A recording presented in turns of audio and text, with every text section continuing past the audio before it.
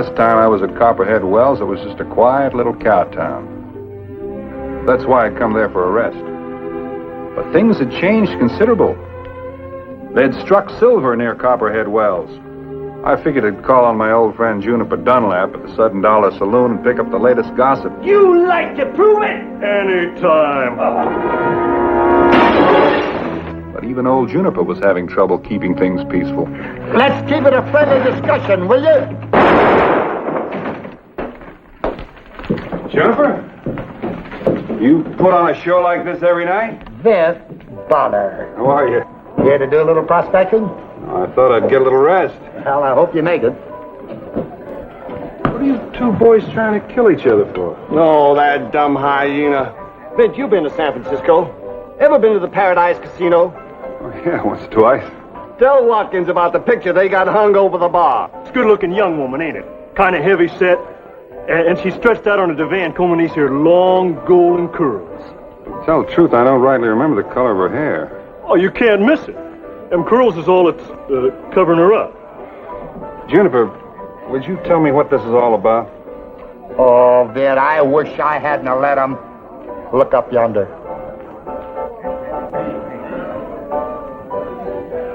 Saloon ain't a saloon without it's got a good-looking woman over the bar. Yeah. Dunlap wouldn't pay for it, so me and Hooper took a collection. Oh, and you, bought yourself a painting, huh? No, we don't want nothing second-hand. We hired an artist. Mr. Stuart Woolsey, hauling clear from St. Louis. I don't see anything funny about it. It'll only cause bloodshed. Bloodshed? Why? You don't know the commotion that it has caused. All of a sudden, my saloon is filled with picture experts. Why, I've stopped a dozen fights already over what the hair is going to look like, what the eyes is going to be like. Only so far, they ain't worrying about nothing but the face. Well, I've got a great solution for you boys. Why don't you let the artist figure that out? Yeah, that ain't a bad idea. All right, we'll do it as soon as he's well enough. Well enough? He didn't get shot already, did he? No, well, we give him a little celebration when he got to town. Celebration? Why, the poor man is in bed the whole livelong day. Why don't you come and meet him, Vint? He's kind of a nice fella. I wouldn't miss this for anything. Oh, Vent, don't get yourself mixed up with them two fellers. But, Juniper, I never met an artist. Except an old man in New Orleans. He did tattoos. Thanks for the drink. Like I said, Vent, the hair was black. And you're 150 pounds out the hook.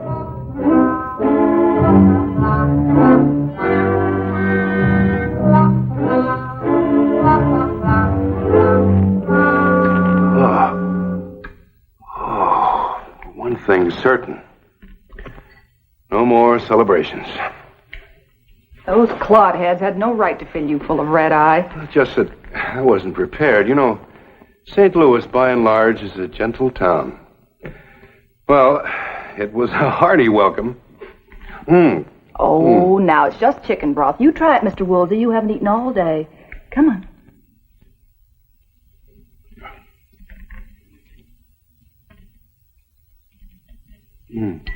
You were at the party? Yeah, I got roped into it. Don't you remember? You know, I have a very foggy picture of the whole evening. Miss, Lucy Collins. I work at the Copperhead Cafe. Lucy Collins. Seem to remember talking with you. Yeah. You were asking me to pose for your picture. Really? I must have had one or two lucid moments. You were ory-eyed. Not if I asked you to pose for me. You're still ory-eyed. No. Perfectly serious. You have excellent facial bones. I think you better have some more broth, Mr. Woolsey. Oh, creamy pinks, yellows, I'd say. It's with a dark velvet drape trailing across your back. Wait a minute. I'd have to look you over by daylight. Now hold it 1 minute. By a number of interesting Now photos. you stop it right now. I know the kind of pictures they hang in saloons. This won't be tawdry, I promise you. Could make you famous. Well, I've been too famous already. Look, I'm flattered and all that. It's just I am not going to hang on some wall for every saddle buster to come in. Don't misunderstand me. Look, I've had my share of rough times, Mr. Woolsey, and I've come pretty close to getting a poor reputation. Once or twice. But I'd like to do better.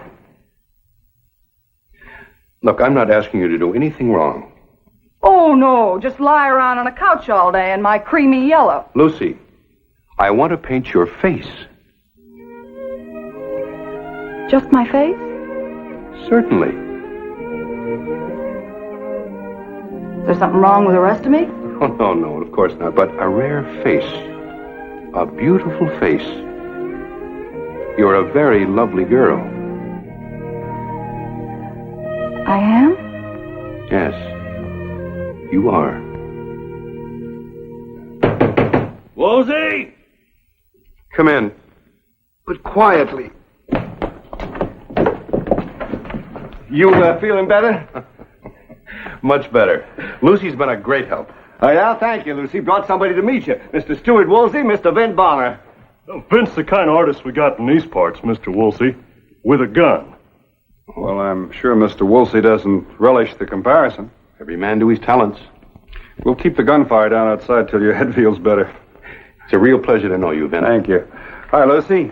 Hi, Vin. You haven't even started yet. Well, hardly. We were wondering about the picture. You see, what we wanted, Mr. Woolsey, is something like they got in San Francisco. Well, maybe you should have hired a San Francisco artist. Oh, no, don't take offense. I can show you exactly what I'll paint if you insist. I'll show you the model. The model? You mean you're going to paint a real live woman? Well, of course. Ain't that a first-rate idea? Well, I'd say you made a very good choice.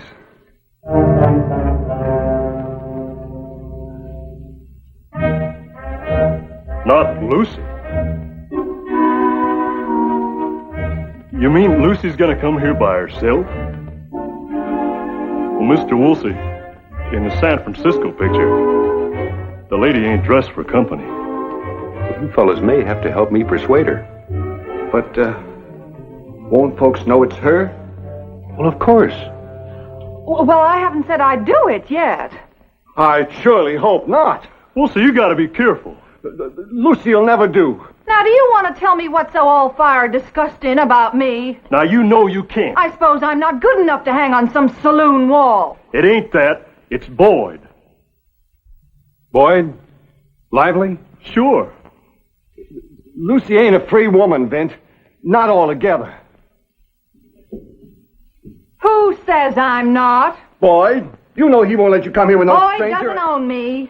Now, Lucy, you just get somebody killed. Who's scared of him? Well, I am. Me and Hopper thought this thing up. Now, hold it just a minute.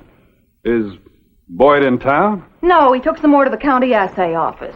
But he'll be back in a day or so. You're going to have to get somebody else. Where do you get the right to tell me what to do or what not to do, Hopper? To stand there and tell me who my friends are? Lucy, if you really are going with Boyd... Then it's nobody's business but my own, and neither is this. When do we start, Mr. Woolsey? Lucy! You wanted a picture to grin at over your beer, didn't you? Well, we'll give you one. Now, see what you got me into? Man, it was your idea. It was your idea. Now, listen. I stood right in that saloon and told you what we stood needed in that was saloon. All I said was black hair. Black hair. Oh, All I fine, said was fine, black hair. the bar. Black hair. I told you it had to be you.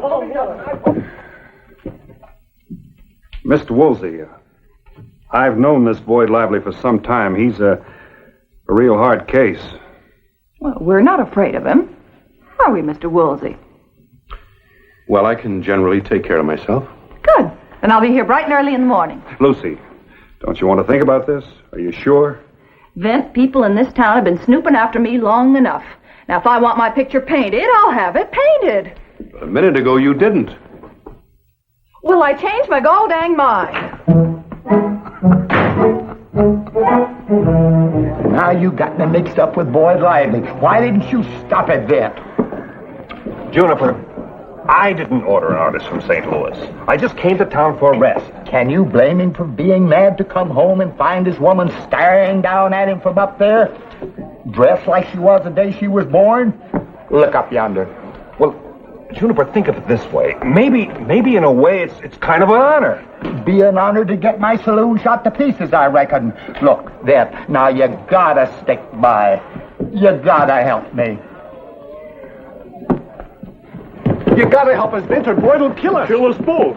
Look, if you're scared, why don't you pay Woolsey off and send him back to St. Louis? We tried that. He says he's got a personal interest at stake now. Yeah, well.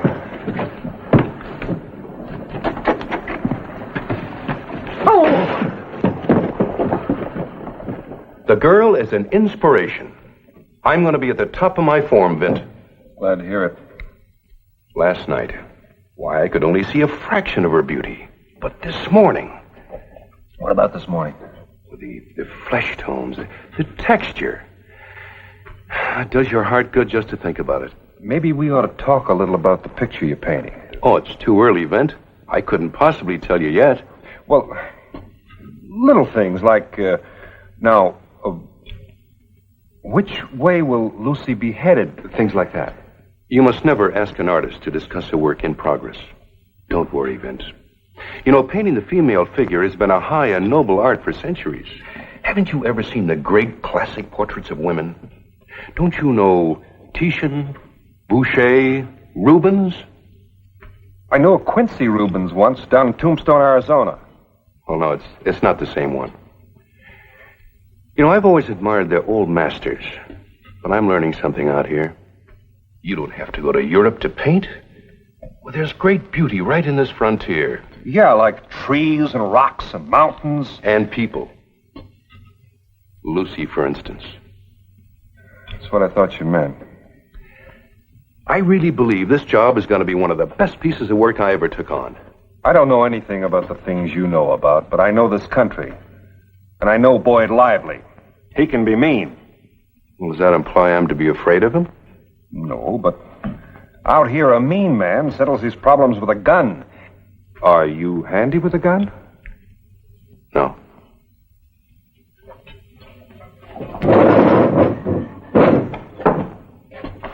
But you are. You'll help me, won't you?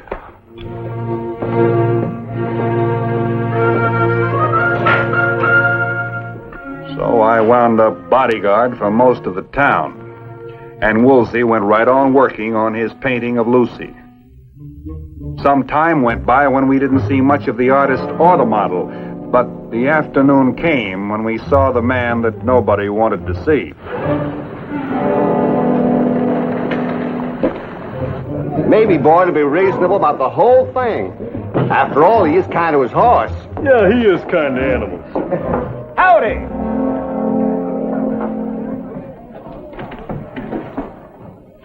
Howdy, Bonner. Howdy, Boyd. Did you have a nice trip, Mr. Lively? You can bet your sweet life my old ass ain't even higher than I figured. I'm going to be a rich son of a gun. Oh, why is it so quiet? Where's Lucy? Well, she, I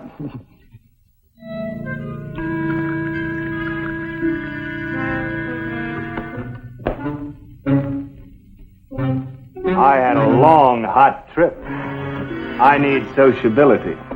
Boyd, I'd like to talk to you. And I don't want you to get upset. What is it, Vince? What happened to my girl? Oh, nothing's wrong with her. She's out. Being painted. Great day in the morning. What color?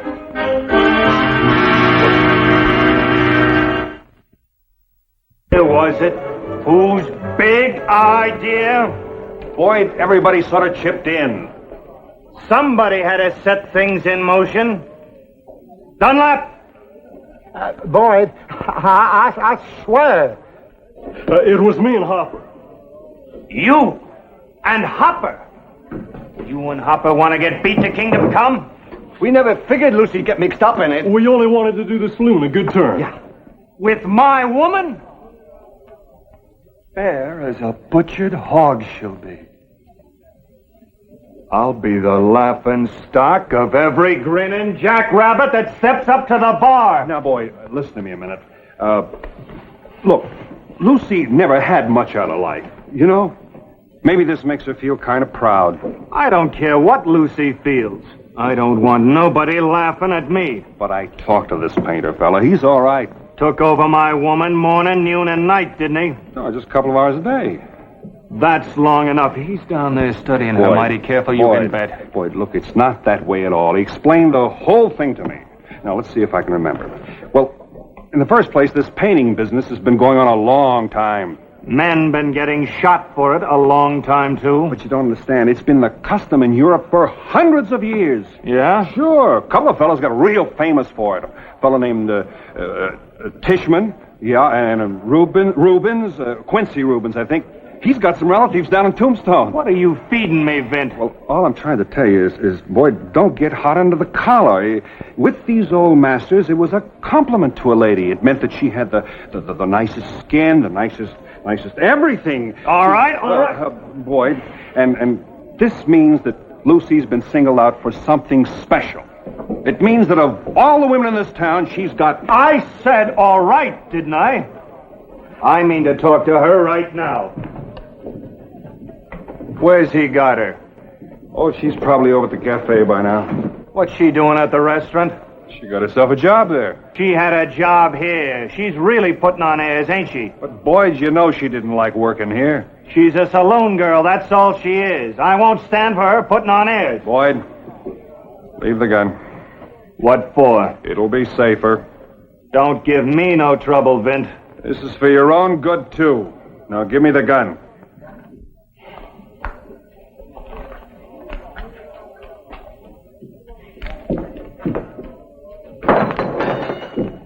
I'll go with you. I haven't done anything wrong. You expect me to believe that? Well, I'm telling you, and you'd better believe it. You're acting pretty high and mighty, ain't you? Nobody runs me, Boyd. Nobody. You're my girl. Well, you have a fine way of showing your appreciation, bragging about me all over town, taking me for granted. At least Stuart treats me like a lady. Stuart? He's a gentleman. Some gentlemen let you sit around all day without any clothes on. All right, boys, cut it out. Now, stay out of this, Vint. Oh, don't start. It's all right, Vin. It's all right. He can't hurt me anymore. Now you get your carcass out of here and don't you ever bother me again. I'm gonna tear him apart.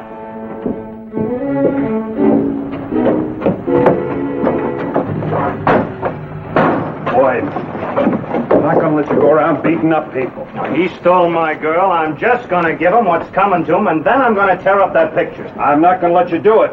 I ain't armed, Vint. You wouldn't throw down on me. Afternoon. This him? Stuart Woolsey, Boyd Lively. I want to see the pictures you've been painting, mister. Oh, I'm sorry. It isn't finished.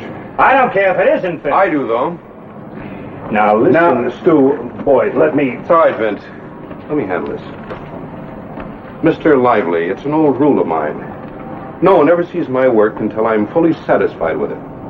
Now, this painting should be finished tonight or tomorrow. Meanwhile, I'm sorry.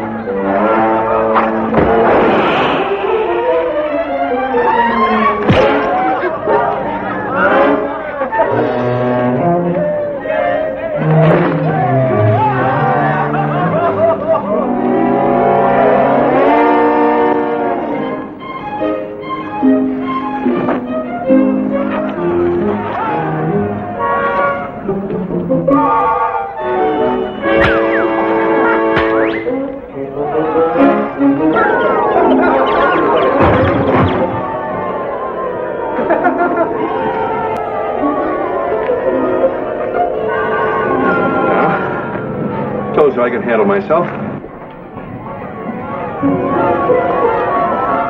You certainly can.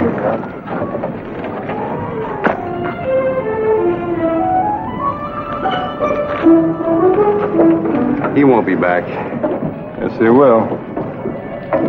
With a gun.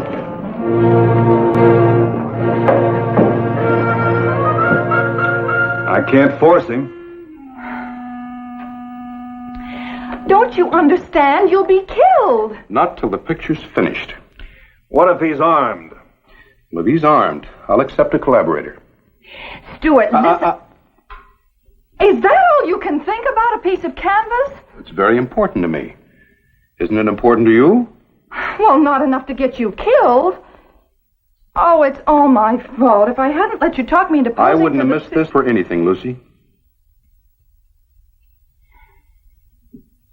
Lucy. Well, when can I see it? Well, before long. Do you think it's good? Well, now, you're going to have to tell me that. If it is good, will it be partly on account of me? Mostly on account of you. You've been a real inspiration. Wish I believed you meant that. I do mean it. You still don't understand what a rare girl you are. You've said that before. Rare. It's true. The pigmentation, the highlights. Highlights? You see, when the light changes across your face. Lucy, are you in love with that clod? No. I never have been. I guess I was just lonely. I could paint you many times if you were in St. Louis. Well, I could get a job there. Maybe. You'd have a job. As my wife. If you'd have me.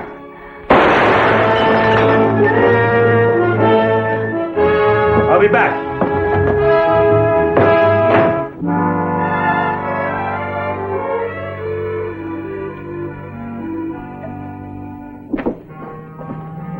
Boyd, behave yourself. I don't want you, Vint. I want him. He's busy. I'm going inside. Boyd, I want you to go on home. I don't want to have to hurt you.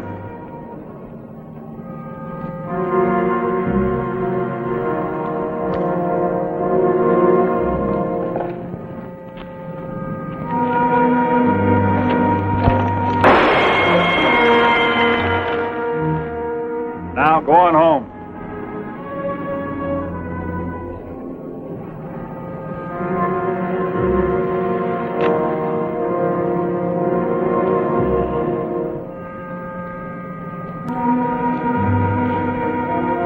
Ladies and gentlemen, on behalf of the patrons of the Sudden Dollar, we give you this token of civic betterment, the Princess of the West, painted by hand by Mr. Stuart Woolsey.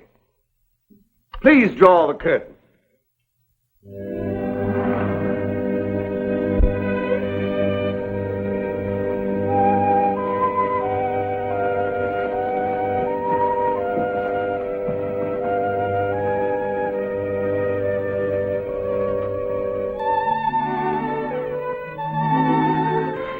Vint, there ain't a thing wrong with that picture.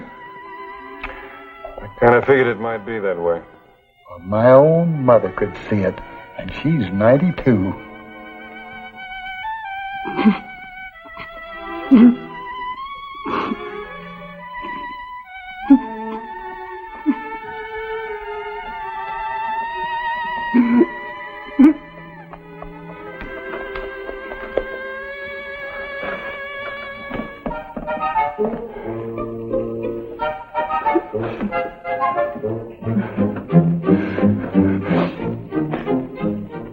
Lucy and Woolsey did like the storybooks tell. They lived happily ever after. And of course, you see pictures of her everywhere. Look for them if you're in the right saloons. You might enjoy them.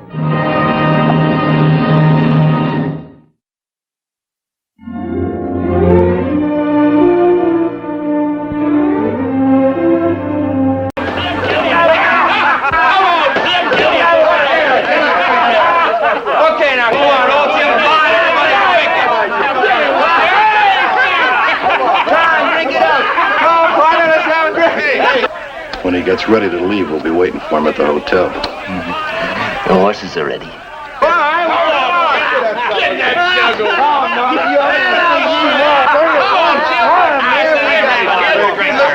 Must be close to 10,000 in gold in them saddlebags. Only a kid tending it all. Let's drink it on up. Let's all drink it up. Come on, we want some more to drink.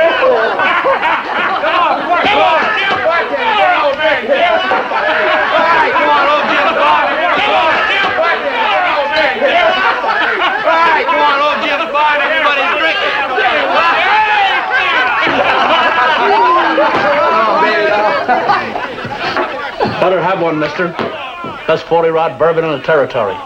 Compliments of the young cowboy at the end of the bar. I'll take it. Go ahead, mister. Like the man said, it's the best 40-rod bourbon in the territory. I'm Della. Well, Della, I'm Vin Bonner.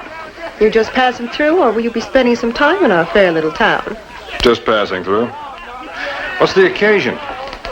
Oh, the kid's just celebrating growing up, I guess. Just trail boss's first cattle drive for his father. Oh, I see. Where from? Up north, San Mateo Range. About a day's ride. San Mateo? What's his name? Jim Winfield. Why, do you know him? No, but I knew his father from way back. You mean Cal Winfield, the gunfighter? Ex-gunfighter. I'm gonna take him out of here. Why? Well, because his father's an old friend of mine. Because I know he can't afford to lose that money that the kid's throwing away, so... I'll see you later. Drink it all up. You got some catching up to do, mister. Name's Jim Winfield. My name's Vin Bonner, Jim.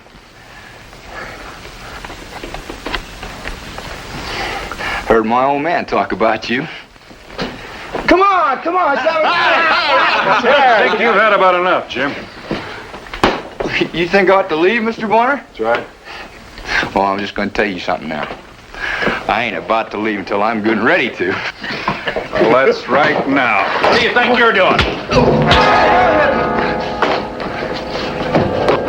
Now, wait a minute. You've got no right to force this boy to leave here against his will. Sheriff, this kid's drunk. His father's an old friend of mine. He worked hard for this money. I don't aim to see it thrown away. Well, I reckon he has had too much to drink. Come on, Jim.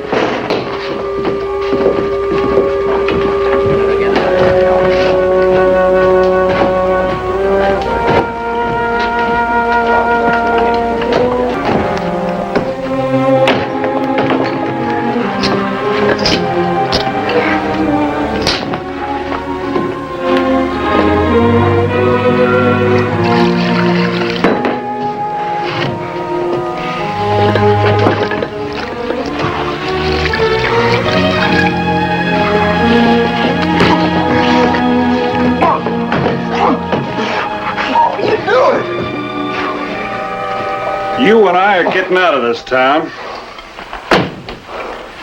You and I? That's right.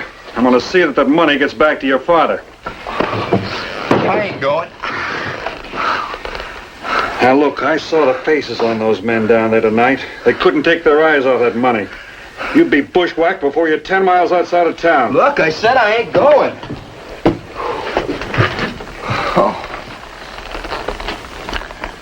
I haven't seen your father in some years, Jim. You mean since he reformed?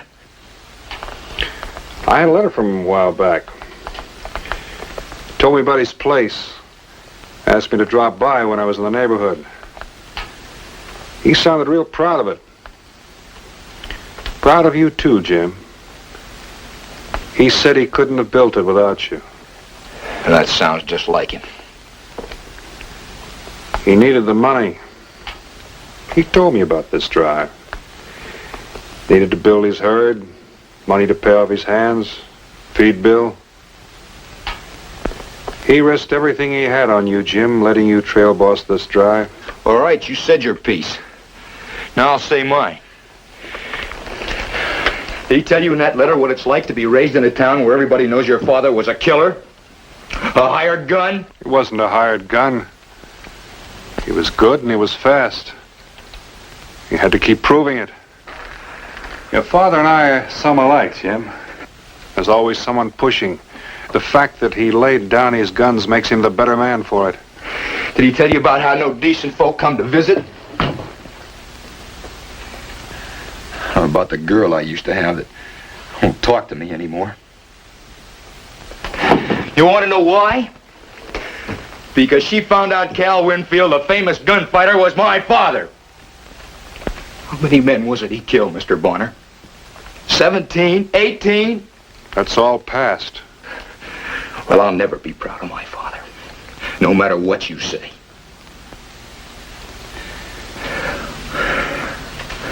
Besides, I made my mind up on that drive never to go back here. Jim. You take him the money if you want to. I won't be going with you.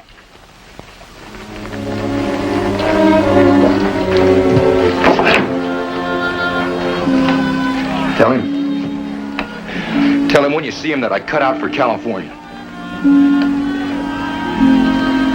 Oh, maybe I'll see him again someday. That the way you want it, boy? That's the way I want it.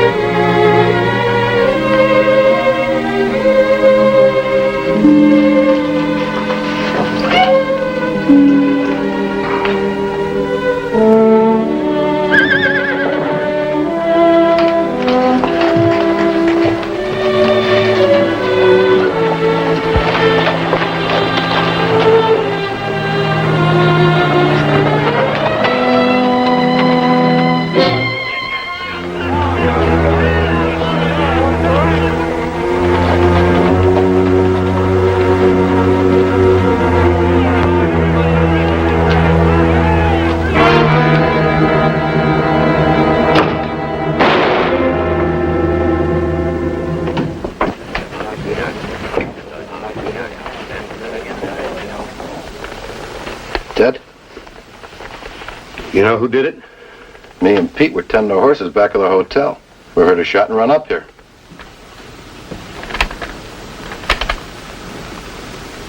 Them saddlebags he had over at the saloon are gone. Didn't you see anybody? Well, we heard a horse running fast out of town. It's that fellow who calls himself, Bint Bonner.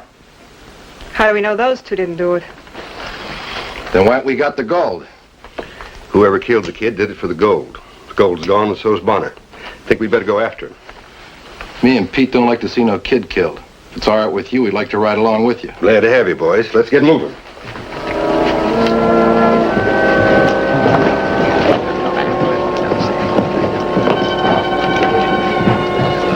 Well, kid, at least you had a going-away party for yourself tonight.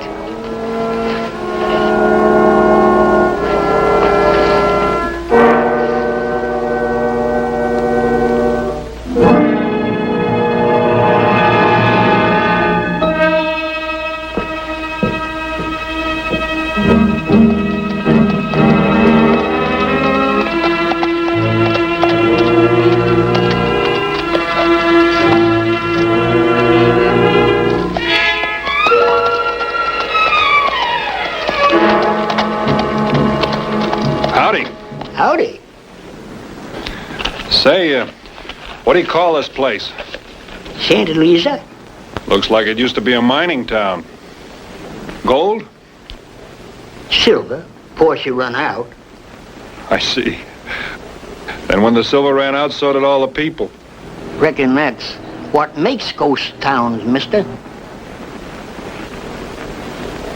Say, what do you call that animal? Oh, well, you might call him a mule, only you'd be wrong. He's just an oversized burro. Oh, he might look like a heap of bones, but he's still got plenty of spunk left. Do you live here? Yep. I guess you could call me Santa Lisa's leading citizen. I'm the only one left. Oh, I get enough out of the old mine to buy him a beans. The day off, huh? Nope. Today's something special. I'm getting me to see a gunfight. Might be a good one, too. Between Cal Winfield and a fella named, Vint Bonner. Ever hear of him? Yeah, I heard of him. Is he fast? Some people say so. Yeah, he better be, or Cal Winfield will cut him in half before he gets a good start. Thought Winfield hung up his guns. Oh, he did. One of Cal's hands come over here this morning. Said Bonner killed his boy, Jim, over at the hotel in Coachella. Took the pay for over 500 head. Well, anyone see him do it? I reckon so. Anyhow, the sheriff and 2 riders were here looking for him. Maybe they done caught him by now. Yeah, maybe. If he's caught up to, Bonner's a dead man. Cal swore he wouldn't leave the territory alive. Oh, you seem mighty interested in everything. I'm a friend of Winfield's. Who might you be, mister? Vint Bonner.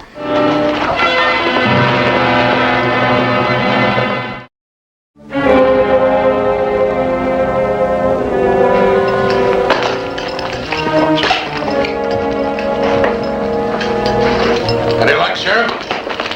We've searched most of the valley. We'll find him. Just remember, no shooting when you do find him. Unless it's me doing it. What happened to the horse? I come near bone attendant. No wonder, the way you've been driving him all night. I know how you feel, Winfield, but you ought to let the law handle this. Oh, meaning you, huh? This is federal territory, Sheriff. You got no more jurisdiction here than I have, and don't you forget it. If I was to take him into Coachella, he'd be in my jurisdiction. Oh, yeah. I heard there's going to be an election in Coachella. I also heard that you haven't got a chance of winning it. Of course, if you brought in Bonner, that'd do it for you, wouldn't it? Suppose it did. The killer'd still be tried according to the law. I'm going to kill Bonner my way. The same way he killed my boy, with this. I hung this up 8 years ago. Partly because of Bonner. For my son's sake, he said. For his future. Haven't you seen him since? No. When I do, one of us will be dead. Now, where are those Lawson boys he was riding with? They're waiting down at the little mining town, Santa Lisa, in case Bonner comes through that way. With my hands covering the rangeland to the north, we'll probably find Mr. Bonner somewhere in between. We'll catch up with him before sundown. Cal? I want to talk to you. Get out of here, Sheriff. I said get out of here. Get on your horse and get off my place.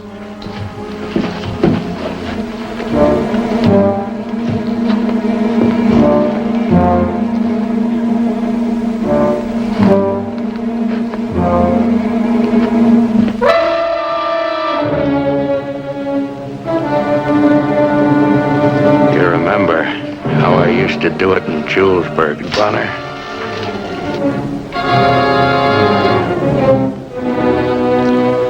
I remember.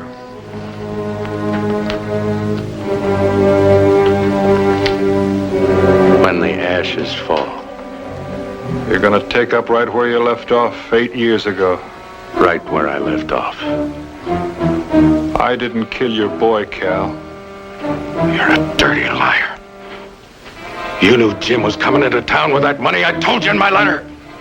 You couldn't resist it. That's not true. And your boy wasn't coming back.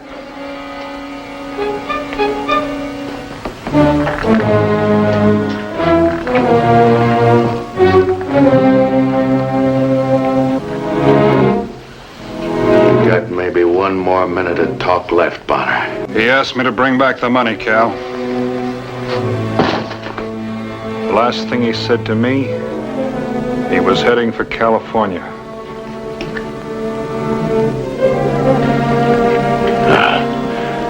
This ranch, every head of cattle on it, gonna be his someday or no? He didn't want the place. He didn't want the cattle, nor any part of you. You expect me to believe that? My own son?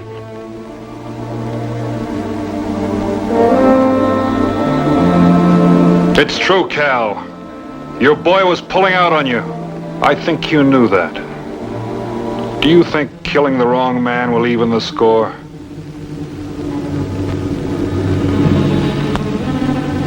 You're running out of time, Bonner.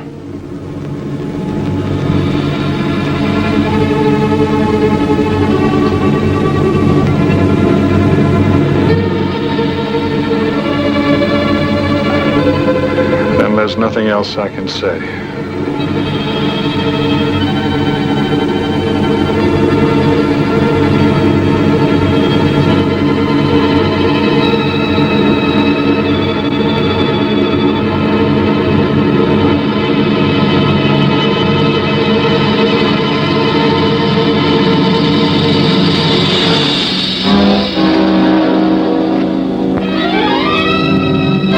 Looks like somebody's liable to set the barn on fire. I've seen this little game played before. Somebody always ends up getting killed. You two got no reason to play it. Who are you? What business is this of yours? Who am I? Well, that's not important. What's important is that Vin Bonner here didn't kill your son. I know who did.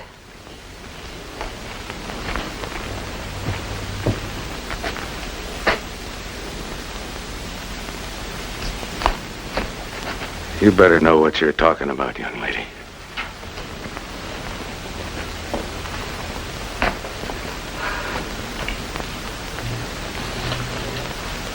You know what this is? The gunsmith at Cuchilla said it's a .38-40 caliber shell. I found it in the hotel room where your son was killed. I've been around men in saloons long enough to know that Vin Bonner was wearing a .45 caliber Colt. That shell couldn't have come from his gun. I reckon you never did wear nothing but a .45, eh? In all the years I've known you. I'm sorry. It's just that my son is the only thing in this world that I was going to leave the ranch, everything I owned to him. Figured I'd pull out maybe by the time we put the yearlings out to graze. That way, maybe he'd think about getting married. Settle down without having to be ashamed of his name or his old man's history. And I heard that he was shot and you'd done it. I didn't question it, Vint. I reckon I didn't think very straight.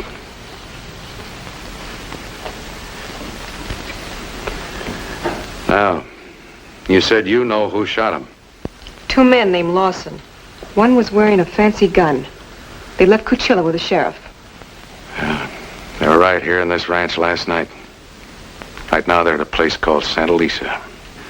Reckon I'll just ride over there. Cal, there were two of them. Let me go with you. Have to.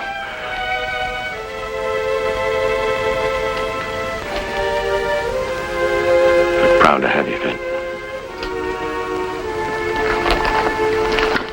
I sent for the federal marshal. I figured I had to. This is his jurisdiction. You had to? Now, suppose Bonner outdrawed Winfield. We'd be right back where we started. Only Bonner'd have two killings behind it. You think Bonner had a chance? Against Cal Winfield? I don't know. From the way Bonner handled himself, I'd say he had a chance against anybody. He's still only one man. There's three of us. Them are good odds. This is probably my last job as sheriff of Cuchilla. I don't suppose I've been the greatest of sheriffs, but before I turn in this star, I want to see this thing through. Even if I can't do it, I want to see Bonner brought in. That's why I sent for the federal marshal. Well, in that case, Sheriff, me and Pete will head out. We got a date in Mexico. Hey, we, Pete. Yeah, sure we have.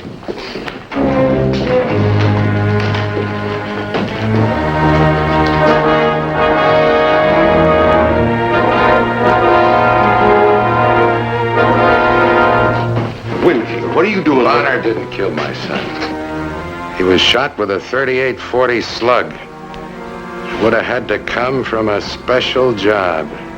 A custom-made gun, like Clay Lawson's wearing. You accusing me, Winfield? Yeah, maybe I am. This shell fits your gun? Sheriff, I'm going to ask you to wait outside. There's a young lady out there who'll tell you all about this shell. You're going to have 2 prisoners going back to Coachella. They'll be riding without guns. Or they'll be stretched out wearing them. That'll be their choice.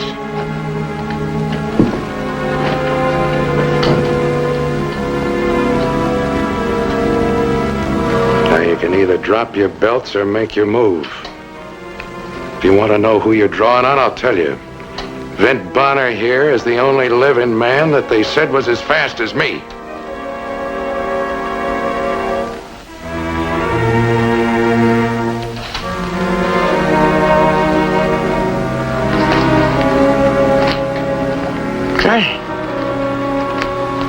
Hey, what are you doing? Let's wait for killing that kid! We gotta take our chances. Ain't no man ever backed you down before. You still got your choice.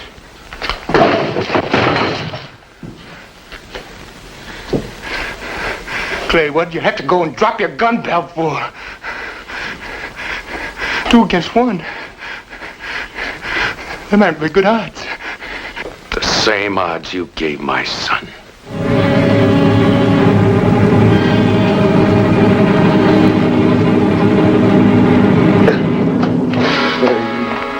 The sheriff's outside.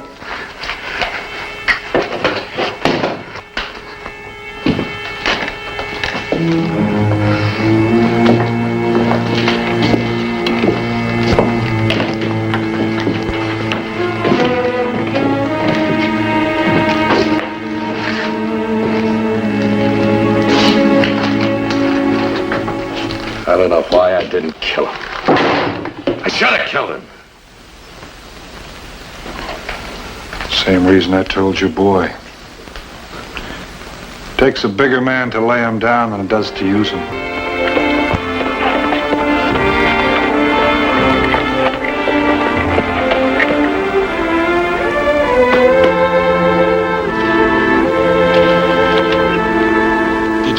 Did you meet up with Cal Winfield? Yeah, I met him. What happened? Did you kill him? No, I didn't kill him. Guess you might call it a draw. A draw? I ain't never heard of a draw. Not in a gunfight, I ain't. Draw?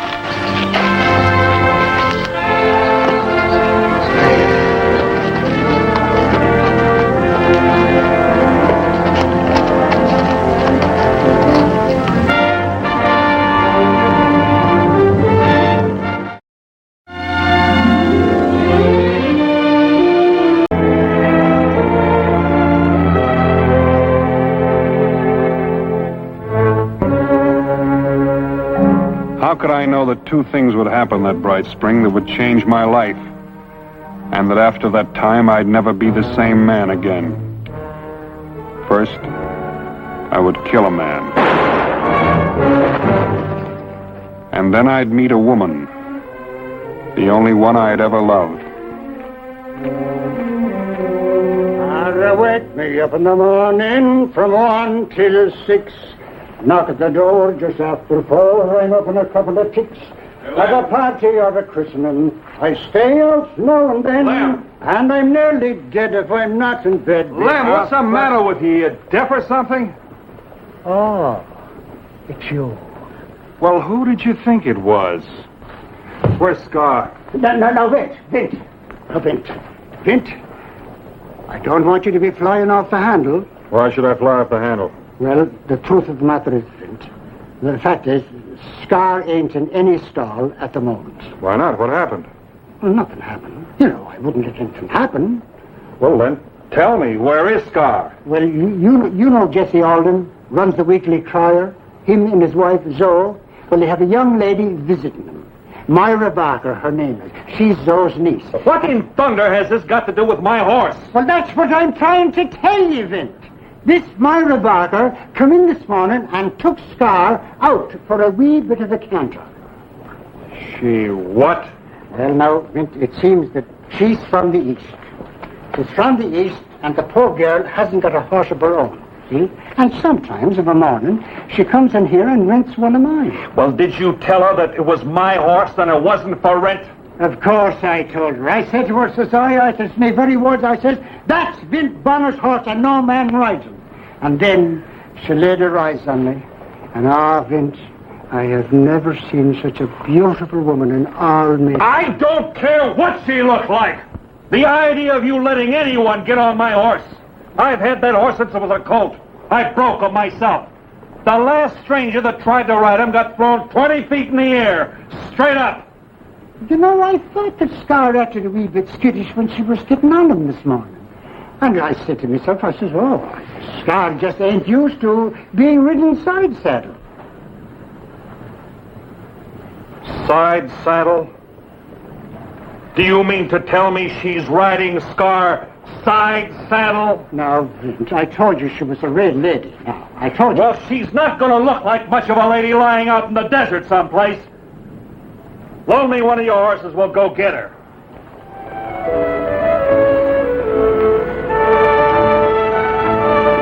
Hold it, Vince!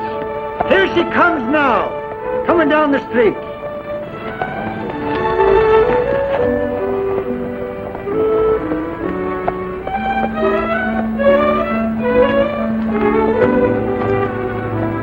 Vince, I never knew that Scar enjoyed being rid side saddle.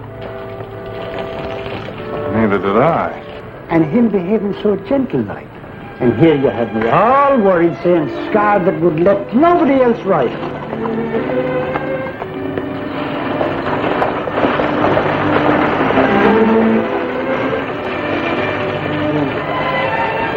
Thank you, Lem.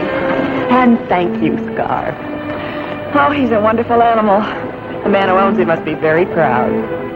I am.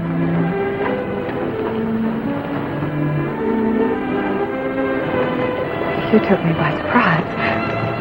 Oh, Miss Barker, this is Vint Bonner. You remember, he's the one I told you that owns Scar. Oh, yes, of course. How are you, Mr. Bonner? Oh, fine. How are you? I hope you don't mind my borrowing Scar. Mr. Truitt didn't want me to take him, but I just couldn't resist the way he looked at me. It was almost as if he were asking me to take a trot. Was. I mean, it was? Well, take good care of him, Mr. Bonner.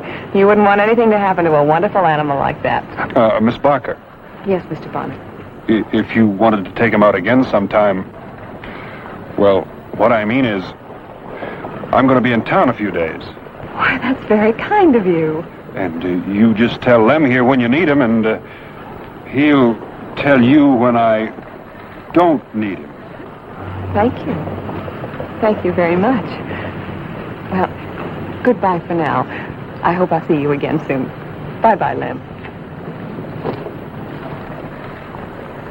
Here you are, raising Cain because I let her borrow Scar for a morning. And now you're volunteering to let her ride him any time that she takes a fancy to it. I don't understand it.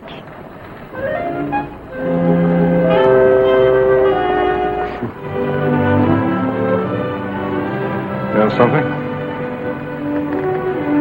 I don't understand it either.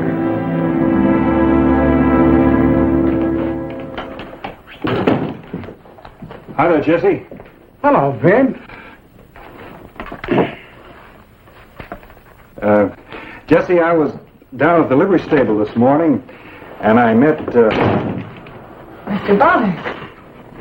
Miss Barker. I was hoping I'd run into you.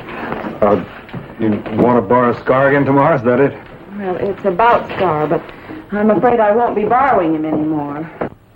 Well, he won't mind. And I'm sure I won't. Well, thank you, but...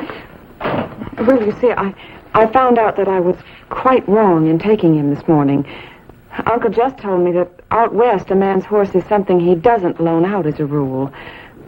I'm terribly sorry. I didn't mean to be so inconsiderate. Oh, you weren't inconsiderate, Miss Barker.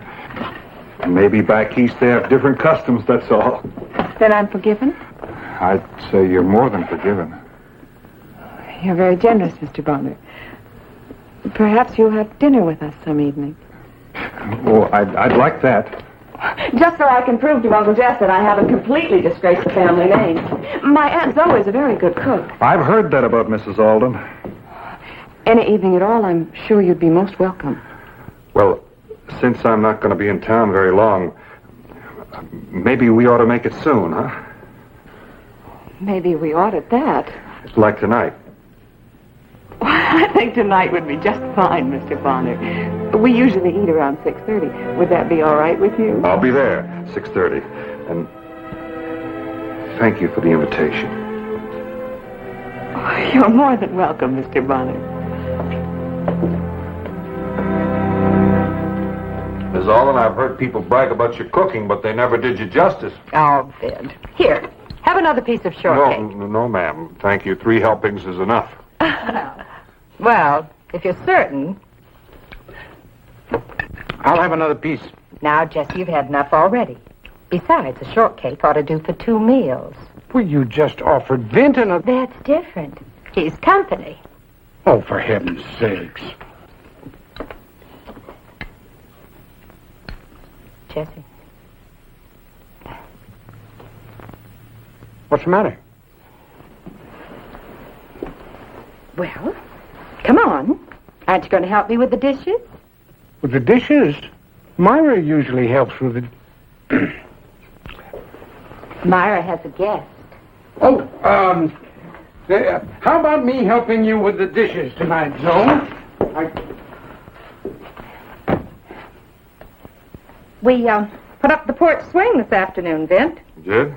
I know it's kind of early for it, but there sure is a feeling of summer in the air.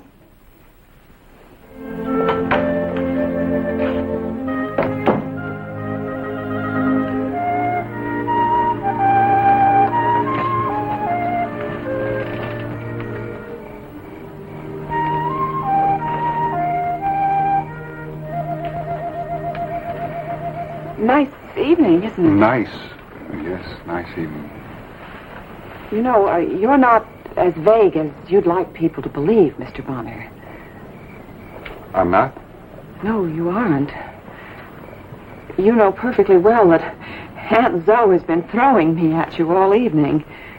I knew she would when I invited you here. You did? I think I'd better explain. You see, I'm sort of a disappointment to Aunt Zoe. She's been doing everything in her power to marry me off, but so far she hasn't had much luck.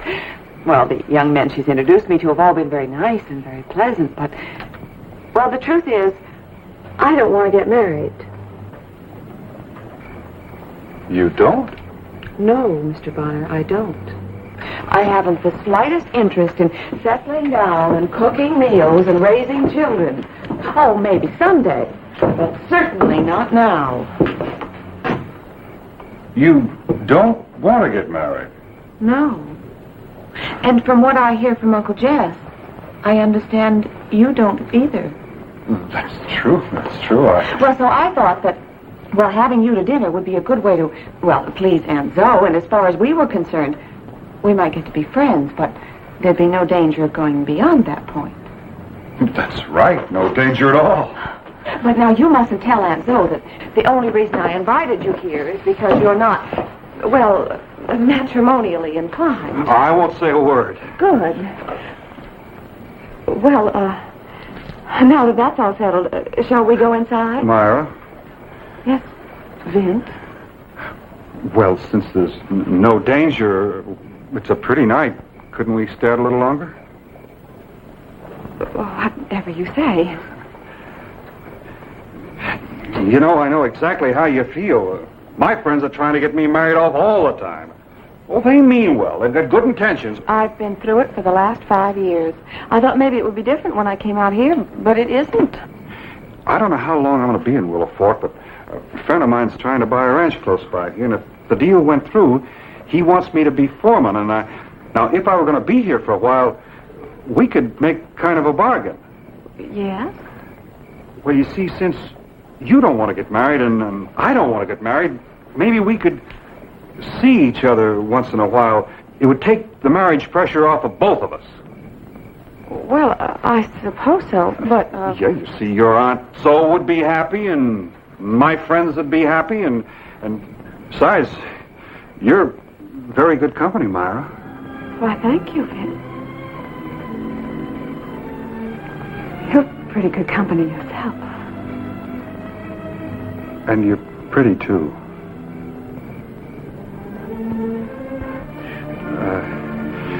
Then, of course, when there's a church social or something, why, we could go together. And then, when there's a hayride, why, we could have some fun together. And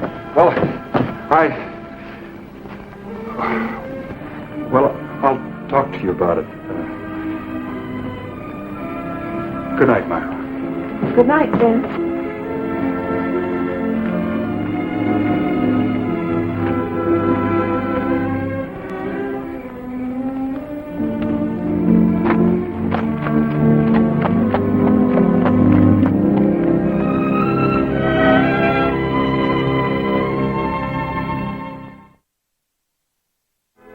Well, I saw a lot of Myra after that. A week or so later, there was a party over at the Petersons' place. Then a dance over at the Oddfellows Hall, and now there's hayride we've just been on. Yeah, it's had a word since we left the hayride. It was fun, wasn't it? Yeah, sure. You don't sound like you enjoyed it very much. Well, I don't much enjoy spending an evening all by myself. Oh, I'm sorry. I didn't realize that you were so bored. Well, it's pretty late. I won't ask you in. Good night. Vince!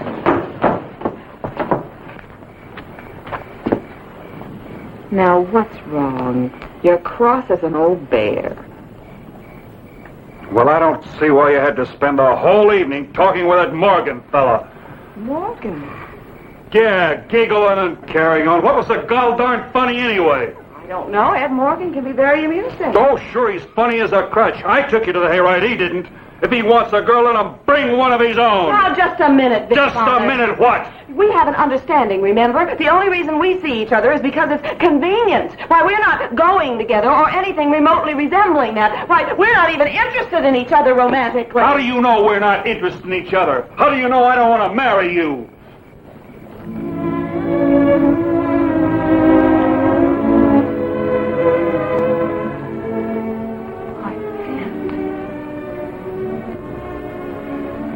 I don't know how it happened, Myra. And don't laugh at me. But will you marry me? Marry you? I know about our arrangement at all, but I had to ask. You'd better be careful, Vint. I might say yes. I wish you would, Myra, more than anything in the world. I wish you would. But we both said we didn't want to settle down. We weren't interested in love or marriage. But a man can change his mind. I'm no prize, Myra, and I haven't got much, but I've got a little money. We could buy a ranch, maybe, if you like. I haven't said I'd marry you, Vint. I thought maybe you cared. I'm in love with you, Vint. Well, Myra. It wouldn't work, not a marriage between two people like us. Why wouldn't it work? We're not children, Vint. We're used to leading our own lives. We've never put down roots, either one of us. Maybe it's time we did put down some roots. I've got to think it over. I've got to be certain. All right. I don't want to rush you. How long do you want me to wait? Let me sleep on it. Tomorrow I'll tell you then.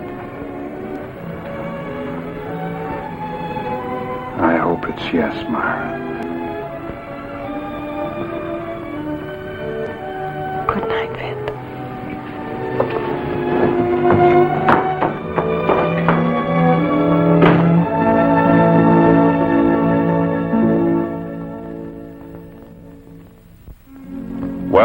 been some long days in my life, but that next one was about the longest I ever spent.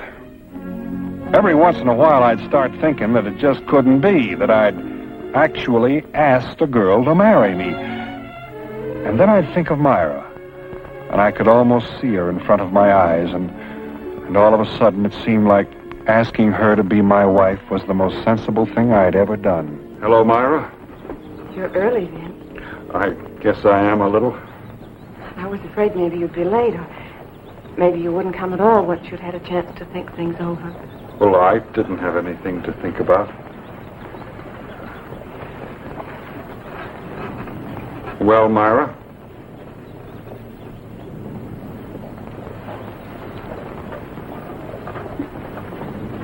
I'll marry you, Vint. Yes, Myra. I couldn't turn you down even if I thought it was best.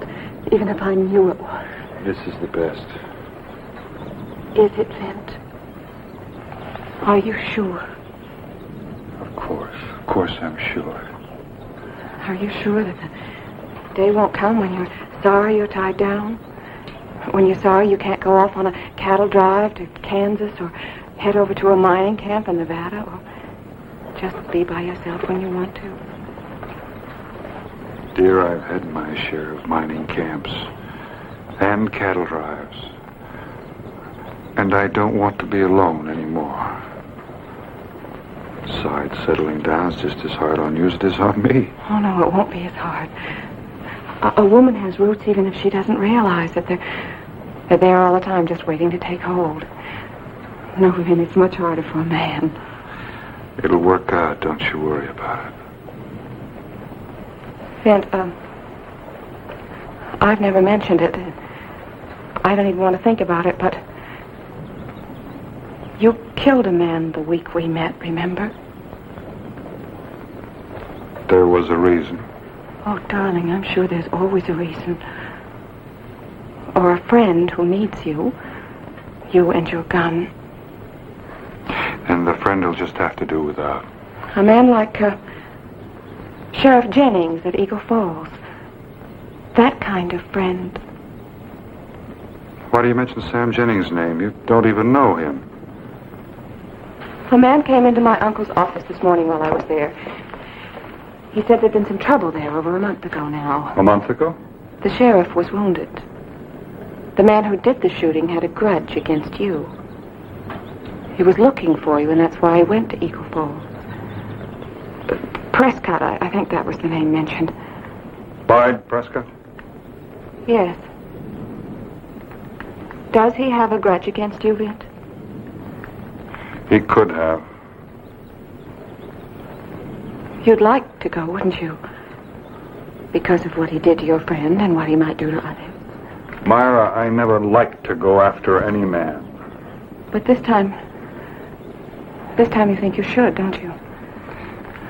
Oh, Prescott isn't here, and Eagle Falls is over 100 miles... You haven't answered my question, Vint. Do you think you ought to go after him? If what you say is true, and Sam Jennings got hurt on my account, and there's no one else... Go ahead, Vint. Go on to Eagle Falls. You want me to go? You don't mind? No, I want you to go. Oh, good, Myra. It won't take long. I'll be back. No. What? Don't come back. Please, don't ever come back. Because someday it will be you lying dead in the street. What are you talking about? There will always be a Boyd Prescott or a Sheriff Jennings. Oh, you turn them down. You'd shut your ears, but you'd still hear it. And inside you'd feel that it was me holding you. And it would be me. But, Myra, listen... Please, Vin, don't come back. Don't ever come back. Myra...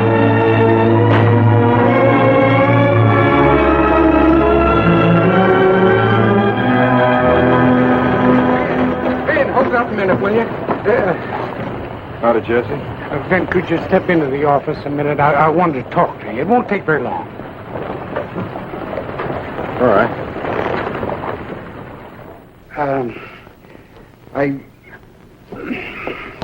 What do you want to talk about, Jesse? Vin, what about you and Myra? Well, what about it? She's a nice girl, a fine girl. Look, if that's all you wanted to talk. Now, wait. Now, sit down a minute. Now, you're leaving here because Sheriff Jennings of Eagle Falls sent for you. Now, that's the reason, isn't it? How did you know that? Oh, Brent, I don't want you to think that we meant to eavesdrop on you last night when you were talking to Myra. My wife happened to leave the parlor window open. But anyway, it isn't true what Myra told you. What isn't true? Well, almost all of it. That part about Sheriff Jennings sending for you. The fellow from Eagle Falls didn't even mention your name. And as for Sam Jennings, he's all right. He doesn't need help from anybody. Are you sure? I'm sure, Vint. Why did she do that? Why? Well, I think I know why. I think she was maybe trying to test you. Women will do that, you know. She couldn't have cared very much. Not to play a trick like that. Oh, no? Well, then why did she spend all night crying her eyes out? And why was Zoe with her up until all hours, commiserating?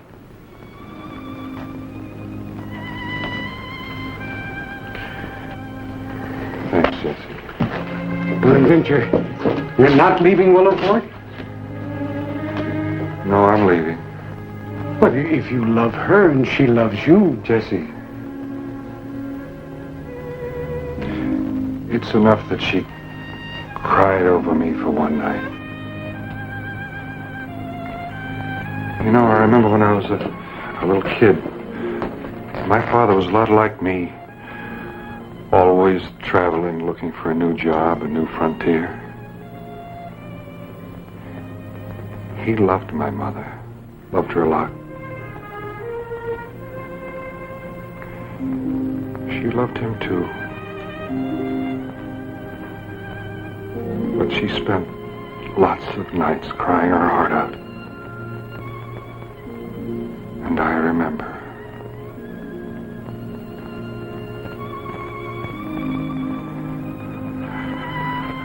I wouldn't want that to happen to Myra.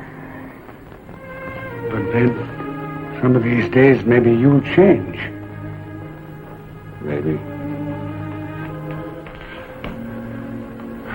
Maybe I will, Jesse.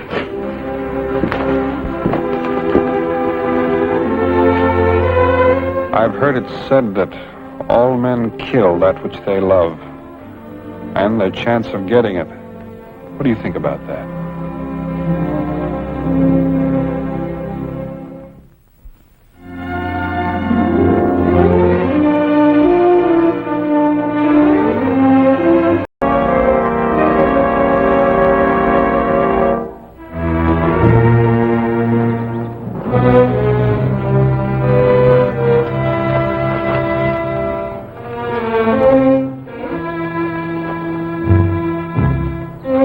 Major Clint Langley married Ann Frawley, there wasn't a happier man in the world than her father, Carson Frawley. But as time went on, something about Ann's letters began to bother him. I'd been working as roundup boss on his Wyoming Vodka 3 spread for a while, so the old man asked me to head south, see what was wrong.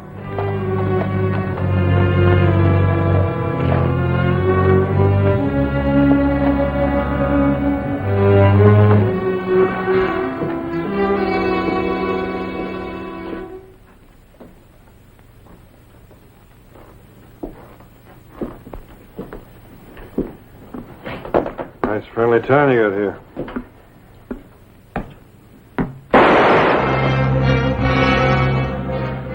Unless you're playing dice or visiting with the Almighty. Better get off your knees, cowboy. Don't figure it weren't on purpose. I can bring him close enough to raise a blister. Where are you from? You ramrod for Major Langley? Answer my question, cowboy. I came out of the Verde 2 days ago. You ride a double-fire saddle on one of them bitty grazing bits. That's North Country rigging. Wyoming, maybe? Or Colorado, Texas, Arizona. A lot of Wyoming boys come down here with a wide loop. We lose a lot of cattle that way. Maybe you ought to read this letter. Never learn how to. I'll read it for you. You don't need to. You're Vint Bonner. Major thinks you got a good gun. See that one over there?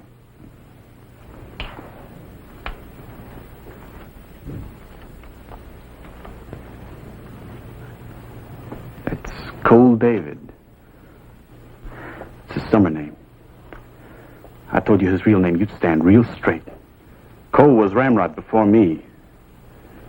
But I got a gun takes up where his leaves off. You chew over every visitor that comes to town? If that visitor happens to be thinking of swapping jobs with me, then I likes to break him down some, look inside him. What did you see? Not much. Maybe you ought to take a second look. I got a good gun, Bonner. Save maybe for two, the Major's and another. Ain't none can match it, none. You keep that to mind, you're going to live a long life. You don't, you're going to get dirt in your ears.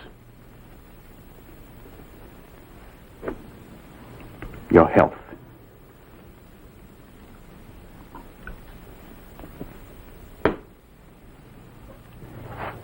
Let's ride, cowboy.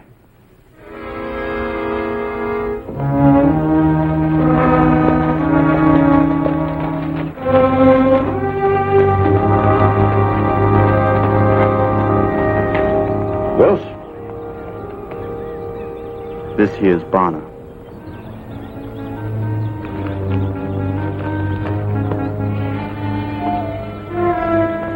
Major? Howdy. Well, Bonner, of course, you know you're on the Cimarron. She's the biggest ranch there is. Wild and untamed, and only two things hold her together. Guts and gun smoke. You think you can take orders? From the right man? Yes, sir. Now, let's see how good your reputation is. Well, that's not bad for first time, almost as fast as Will's here. And him with all his practicing. Now, there's one thing you have to remember. Don't go near any bushes where a muzzle of buckshot can be poked through. Like Cherokee Daniels, eh, Wills? That ain't no way to talk, Major. Ain't a gun can match mine. It ain't? Save maybe yours. That all? Maybe Rocky Jake Thomas down to Fort Griffin. Bonnie here just come from that country. You can deal Thomas out. Did he gun down Rocky Jake? Fair fight. Drilled him with lead belly to brisket. I want to put you two cow nurses in the same saddle. You just been to Siam, Wilkes. Got yourself a twin. Can't be but one ramrod. Yeah. Guess you're right. Yep.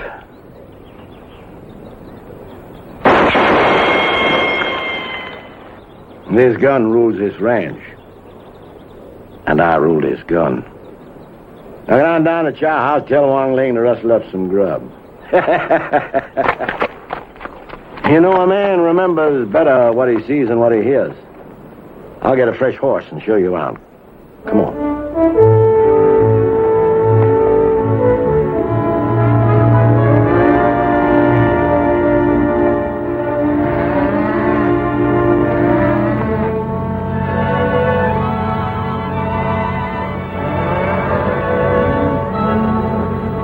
Well, how do you like what you see?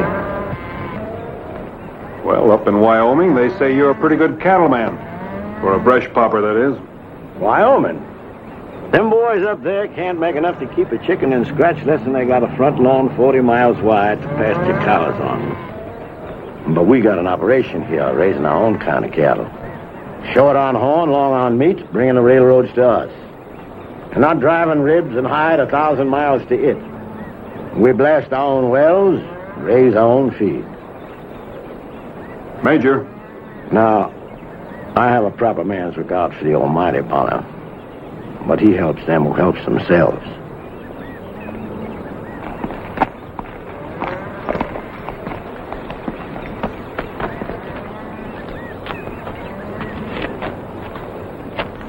Major, you said a man that looked like me was gunning for my hide. Why? I had over 100,000 head of cattle 2 years ago on this ranch. Now this year, I guess I had less than 90,000. Now them 10,000 just didn't take a notion to wander, did they? Rustling's big up in the Indian Nation. Oh, it ain't an Injun or a common Chad come near this spread. 'Cause I got all the top guns of the frontier punching these cows. Yeah, and I got a big-time maverick. Right here on this ranch. You mean Wills? That's right. Only he ain't paired. Paired? Every man on this spread is paired with a man just as fast as he is with a gun. Why? Oh, just so some puncher won't start his own spread up some little box canyon, say?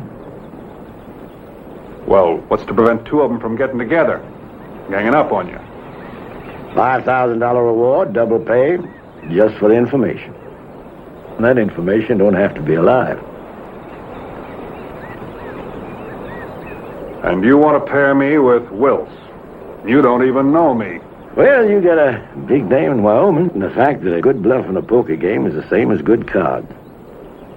And I don't know Brocky Jake Thomas. Most don't know that. Old man Carson Frawley sent you to sniff about his daughter, didn't he? That's right. He's worried about her. Well, you can tell him his little girl is all snug and warm. We're getting civilized around here. I don't even brush my teeth with a twig and ashes no more. I use a toothbrush.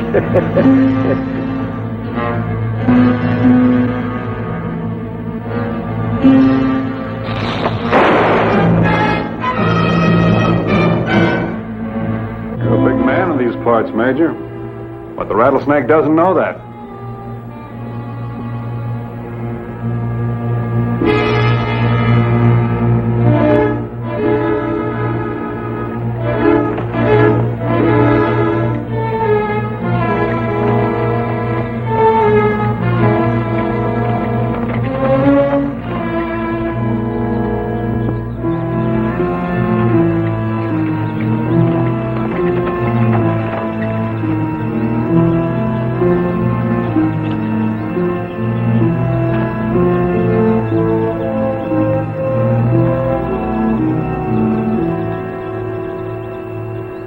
Drop the gun or I'll put a hole through you front and back.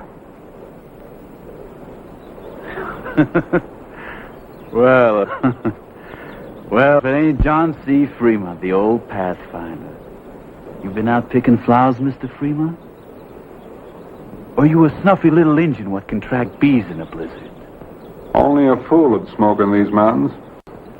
There's a wind. It carries the smell. You know a lot of things, don't you? Folks hereabouts know how smart you are?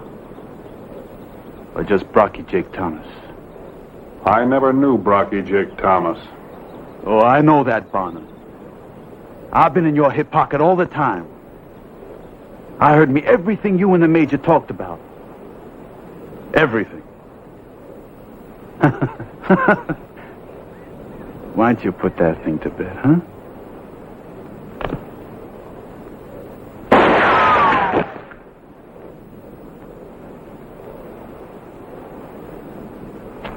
A little nervous, ain't you? Just careful. You know, the reason I know about Brocky Jake is because he works for me now. I'm going to own that ranch someday. Because I made myself a little discovery. And I know what to do about it.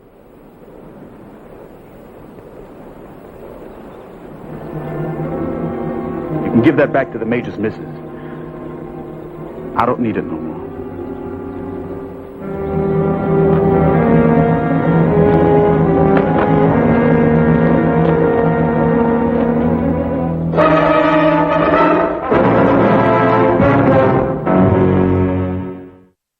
Langley? Yes. You would be Mr. Bonner. That's right. You worked for my father. Yes, ma'am. I was his roundup boss. Well, then you had to be good. How is he? He's fine, most of the time. Why did he send you down? He's getting old, Mrs. Langley. I expect he's concerned about your happiness. My husband has given me the largest ranch in the world. My every wish is fulfilled.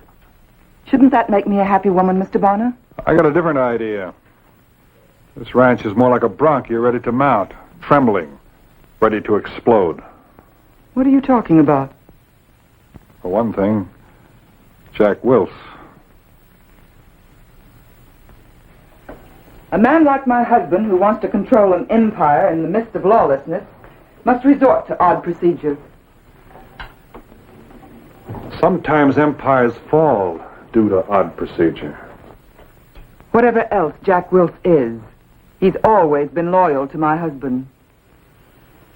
Mrs. Langley, Wills is on his way right now to Fort Griffin to bring back a pal and declare himself new emperor.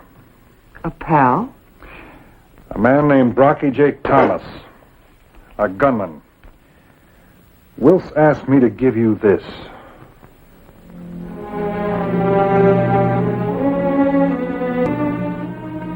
He must have waited until I was away. I haven't written in it since... What happened today, Mr. Bonner, between you and the Major? I shot and killed a rattlesnake close to him. I knew it wouldn't last. I knew somehow something would do it. July 21st, Clint had another seizure this morning. He and the men found some rustlers up by Hayes Fork. In the fighting, one of the men was shot dead next to Clint. He managed to return to the ranch house. No one must know he is helpless. September 4th.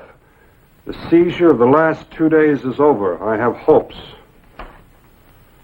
January 10th. Clint shot a steer to help turn a stampede. It had no effect on him. I feel he is cured. What does that mean, Mrs. Langley? What are these seizures? What do they do to him? Clint Langley was married before. A long time ago. His wife died at childbirth, but she left him a son, Toby. When the war began, Clint joined the Texas Volunteers and Toby went north. He was blowing a bridge. Well, a gun muzzle was pressed into his back. At that moment, the bridge blew and the concussion knocked both men down. Well, Clint managed to gain his senses quicker. He killed the man.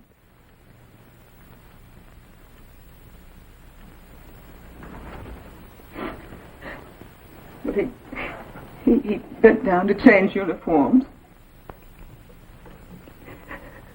The man he saw was Toby.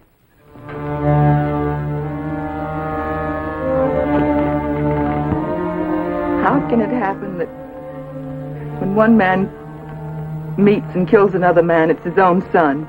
It's that kind of a war. Brother against brother. Families split down the middle. It was that kind of war. And I had to write it all down in my diary. You couldn't know this would happen. You couldn't know he'd find the diary. What will he do? I don't think Wills is sure yet. That's why he sent for Brocky Jake Thomas, for insurance. If the Major won't fight, he simply scoops up the ranch. If he does fight, he sticks Brocky Jake onto him. Wills is pretty sure he can take care of me. But we have plenty of men to outnumber them. They know the score, Mrs. Langley. They're not going to do a thing until they find out who's got the right bullets. But he can't fight. He won't have a chance. He'll have to fight, Mrs. Langley. Otherwise, he's dead. Oh, he'll walk around, breathing, maybe.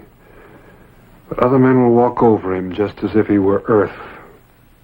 Can't you do something, Mr. Bonner? It's going to take 2 men. And the only 2 men around are the Major and me. You've got to take me to him.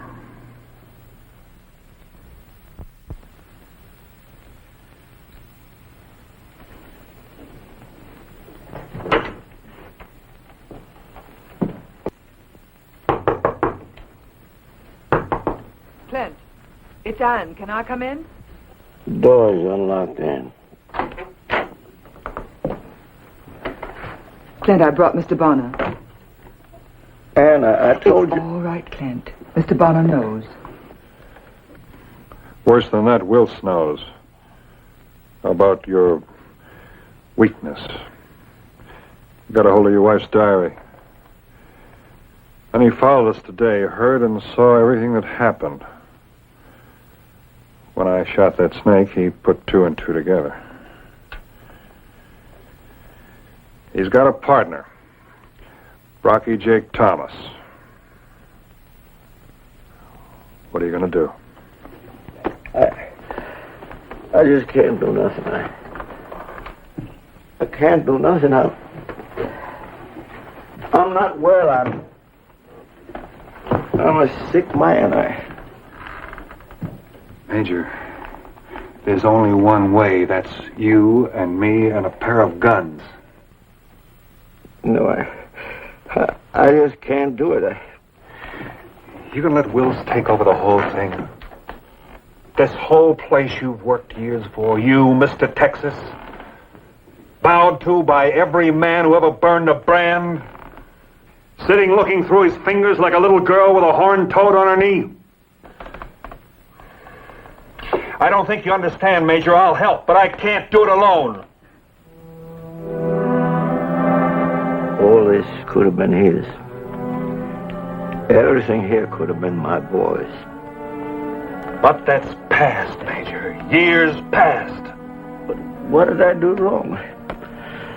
What did I do wrong? He hated me. He hunted me like a killer. What kind of a father was I? A busy father, Clint. A busy father in a violent time. A time that shut out the closeness of a son. You weren't the first and you won't be the last. Major, this is Ben Gibbons from over the 3 Pass section. I got a message for you. You Bonner? What do you want? Wilson Thomas just come through 3 Pass. They aim to tack lead onto anything gets in their way. Now you listen to me. Get out of here. I got plenty of bullets that'll fit your carcass. How did they get here so fast? I don't know. Thomas is probably on the ranch all the time, just waiting for Wills to call him. He's worse than ever. Violence can overcome a man till he learns that death is only a neighbor that comes to borrow a cup of life. Something for a little while. And how does one greet this neighbor? I remember a man in the war once. Lost his nerve during an attack. Knelt on the ground, trembling like a rabbit. Then he got shot. The sight of his own blood shocked him on his feet.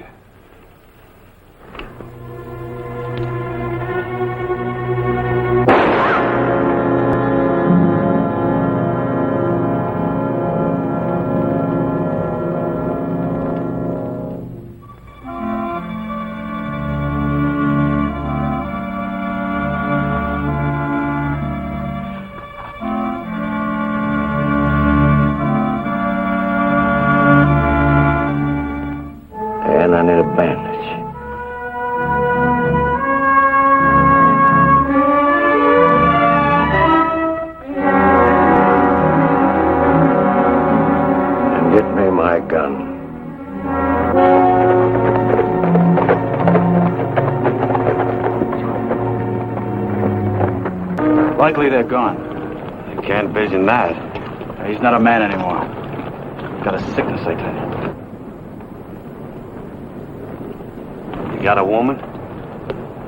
Right handsome, too. Come on.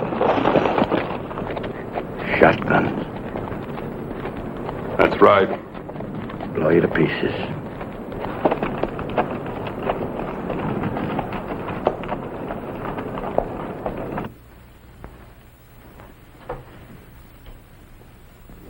You home, Langley?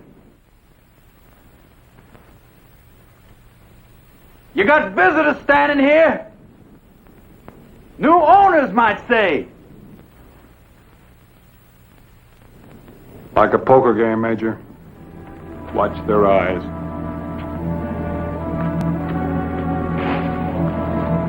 Well, look at them now, Brocky Jake.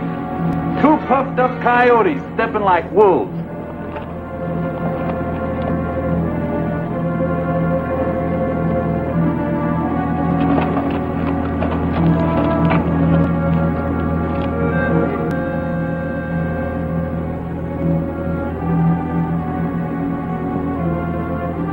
You ain't shooting rocks now, Major. Most like poker, I'd say. Only bluffs don't work. And the jackpot's blood. Your blood, Major.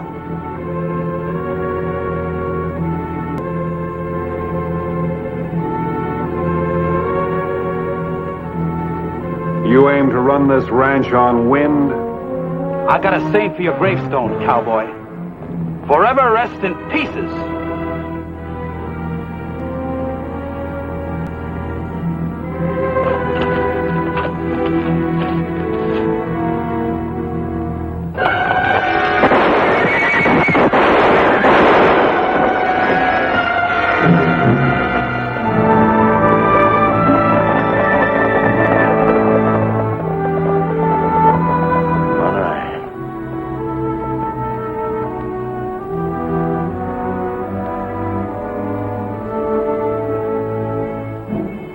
Isn't it something when a man can hold his head up again?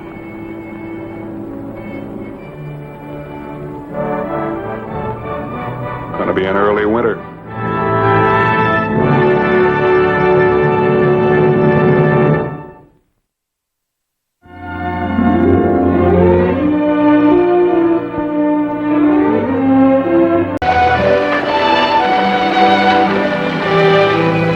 This thing's more of a comical situation than a serious one, Vint. You're not talking about a real cannon, are you? Seems there's a fool Dutchman up there, calls himself Wilhelm Augustus von Ritter. He set up a toll gate back of Saddleback Pass, and he's got a real cannon.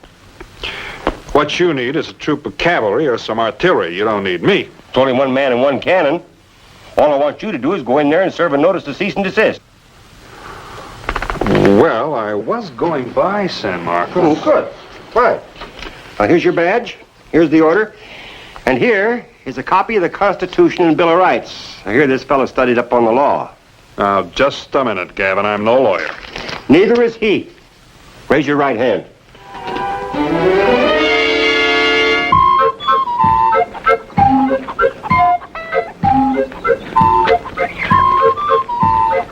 Good morning, Kurt. Oh, good morning, Miss Heidi.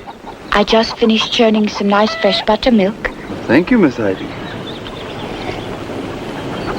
Ah, that's good. Good. Oh, you better put on your uniform. Here comes a customer.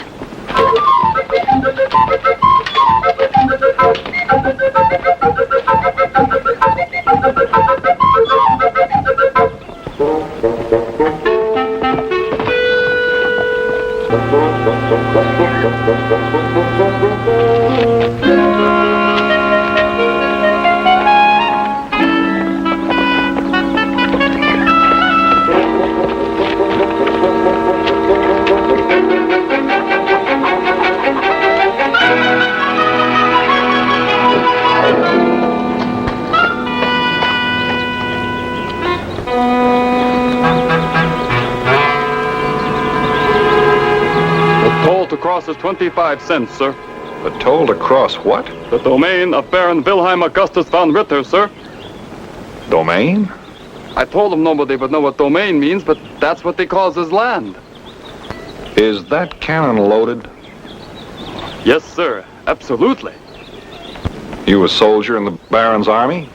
Yes, sir. How many men you got in the army? Well, only 2 at present, sir. Just me and the Baron. But we don't need a big army with that cannon. If If I jumped over that post, you'd shoot me with the cannon. Oh, no, sir. The Baron is the only one who's allowed to shoot the cannon. I wonder if you'd tell the Baron Deputy U.S. Marshal Bonner would like to talk to him. United States Marshal? That's right. Oh, that's different. Enter! Sir, Deputy United States Marshal Bonner wants to talk. I mean, craves an audience with your grace. Granted. Return to your post. Come in, Marshal. Sit down. Thank you. Honor! Beer! I am man of few words, Marshal. And so I ask, what you want? I want you to get rid of that cannon and the toll gate. By whose order? By the orders of the United States Marshal. United States Marshal, Papa. I knew it. I knew that cannon would be in trouble yet. Silence! Women know nothing of the law, Marshal, but I do. I am 100% American citizen. I never break the law. Well, what about the cannon? Article 2 of the Bill of Rights. The right of the people to keep and bear arms shall not be infringed. It says... Yeah, but that means to bear arms, to be able to lift, to carry. You can't carry that cannon. Ha!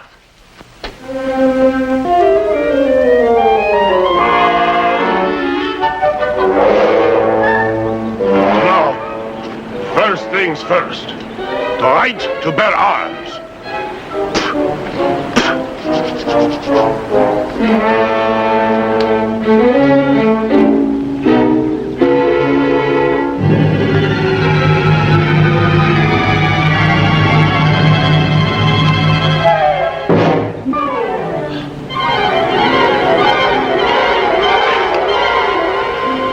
Did I or didn't I bear it?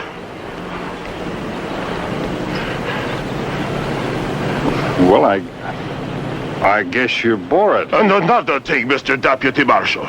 If you are a Deputy Marshal, the Fourth Amendment states, and I quote, the right of the people to be secure in their persons. I am a person. Houses. That is my house. Papers and effects. My cannon is an effect. I would say your cannon is more of a cause than an effect. Against unreasonable searches and seizures shall not be violated. It says... Well, this warrant was issued on probable cause, supported by affirmation, and it describes the place to be searched and the thing to be seized. Meaning my cannon? Meaning your cannon. Court! Raise your hands, mister.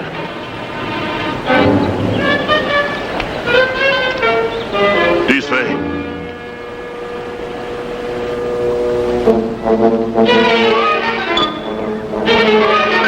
This way.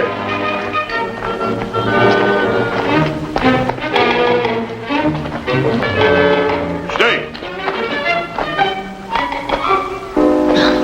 In you go, mister.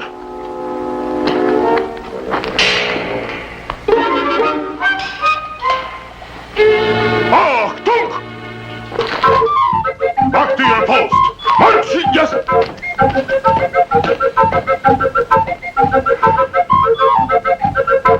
Now then, you have the honor of being the first to occupy my jail, Mr. Deputy Marshal. If you are a Deputy Marshal. You saw the badge. Maybe you found it. Maybe you stole it. But here you stay till I write to Austin to find out. Now what you got to say, huh?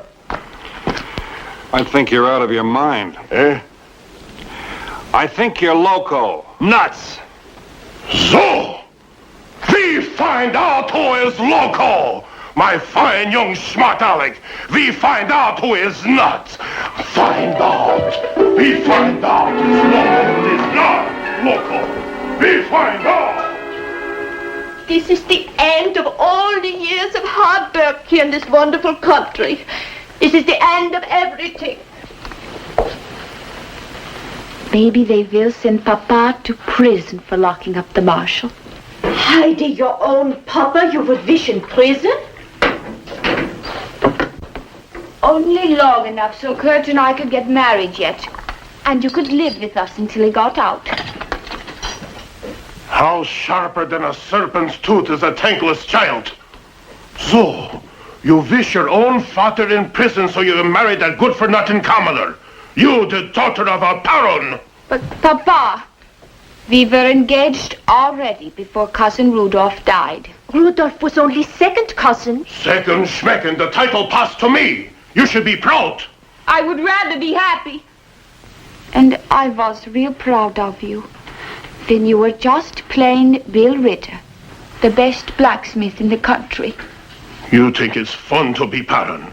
Wear this collar, this tight coat. You think the obligations of royalty is easy yet? This is America. There's no law says you got to be a baron. The law of succession says I got to be a baron. Passed down for 600 years. The barony of Wolfgang von Brandenburg Ritterhaus von Schnell. I have spoken. Take the prisoner his food. Not you, Heidi. You, Anna.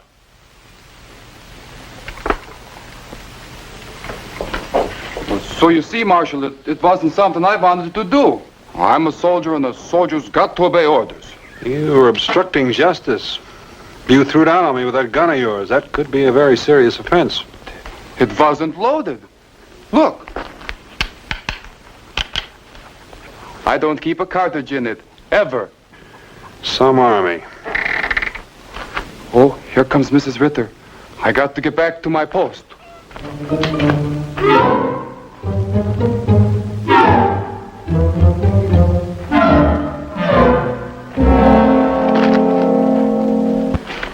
Good day, Mr. Marshal.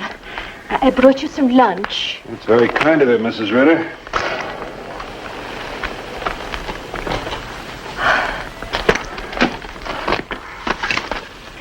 The ham is cured the same as Westphalia. I hope you like it. Looks nice. The pole beans we raised right here. No strings hardly. They're delicious. And the cage is clean. I cleaned it out myself with creosote. Besides, Charlie's been dead 3 years. Charlie? Yeah, our pet bear that used to live in there. Wilhelm used to wrestle with him. He squeezed him so hard he died of colic. Oh, I'm sorry. How long you think? 6 months, maybe?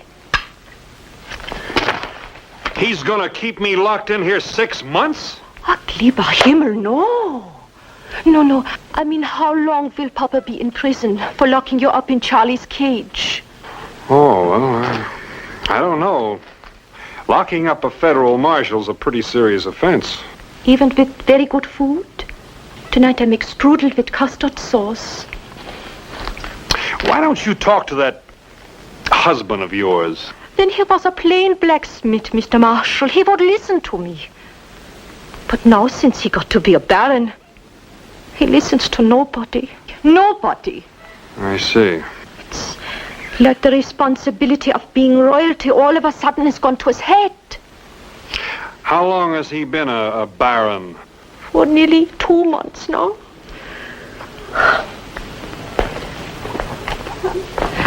And since he put up the toll gate, it got the cannon, none of our friends speak to us, nobody. Well, it must be pretty hard on you and your daughter. Well, maybe when he's asleep tonight, I can get the key. Maybe if... If what? Well, if you would promise not to hurt him. You see, I still love Papa, even if he is a baron. Well, your husband's a very big man, and I don't like to make promises I couldn't keep. Wilhelm is the strongest man in the county. There's nothing that would stop him but to shoot him with a bullet, with a gun. But I can't do anything that would cause Papa to be shot.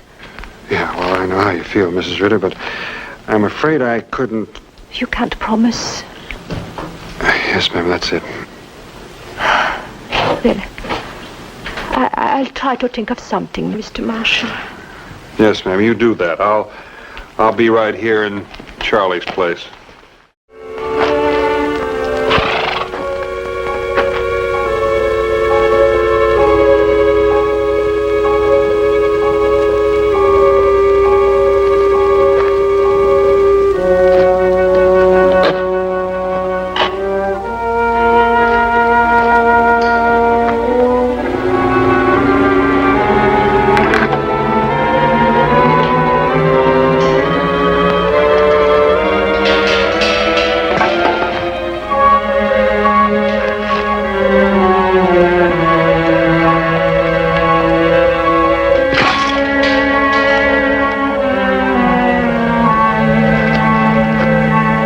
So sit down already. It's getting cold. All right, Papa, all right.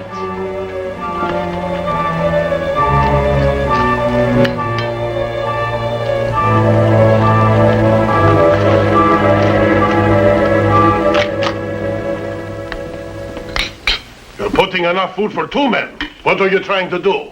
So at least he can't say we're stingy. Huh? If I might say so, sir, I think you are making a mistake. Did somebody ask you? Well, I think he is a real marshal. A deputy, that is. And I think you are guilty of insubordination. Maybe you would like to join him in the barricade, huh? Papa! And you too. Maybe I'll lock up the whole shebang until I get some proper respect around here. You are spilling tobacco on the tablecloth, Wilhelm. And what if I am? You can be the Baron everywhere but in my kitchen. Here, I'm the boss. You behave here or gives no more cooking. Now, Anna. I think she's right. What the? All right, sit back down. But how? Please, Marshal, Papa, be still. He's out. And you keep quiet, Kurt Braunfeld. Kurt, do something. That's an order. But I ain't even thinking of doing something. You are fired. Dishonorable discharged. Well, then I quit. Will you be taking Papa to prison tonight, Mr. Marshal? Well, not until I've had some supper. On your feet, Baron. But how could you get out? Over there. Through the door. But how could you get out? Move! This is a violation of my civil rights. Hold that. I know the law. You'll wait and see. Section 9, paragraph 2. The privilege of the writ of habeas corpus shall not be suspended. Unless when in cases of invasion or rebellion, the public safety may require it. Who's invading? You're a nobleman of a foreign power, aren't you? You set up an army without consent of Congress, didn't you? And you held up travelers at the point of a cannon. Well, didn't you? No person shall be compelled to be a witness against himself. That is the 5th Amendment, you ignoramus. I refuse to answer. You will have your day in court. Come on. You can't do this to me. Wait and see. I know the law, by golly. What are you doing here, Dumkov? The missus sent breakfast. Give scrapple and strawberry jam. I discharged you dishonorable. Get out! Mrs. Ritter, she hired me. For what? To milk the cows and to pull the Johnson grass out of the corn and to clean up the kitchen garden. So, you like better to be farmer than soldier, huh? Yes, I do. Better, much better. And I like you too better as a blacksmith. Traitor! Coward! Farmer! Achtung! March! Mach schnell!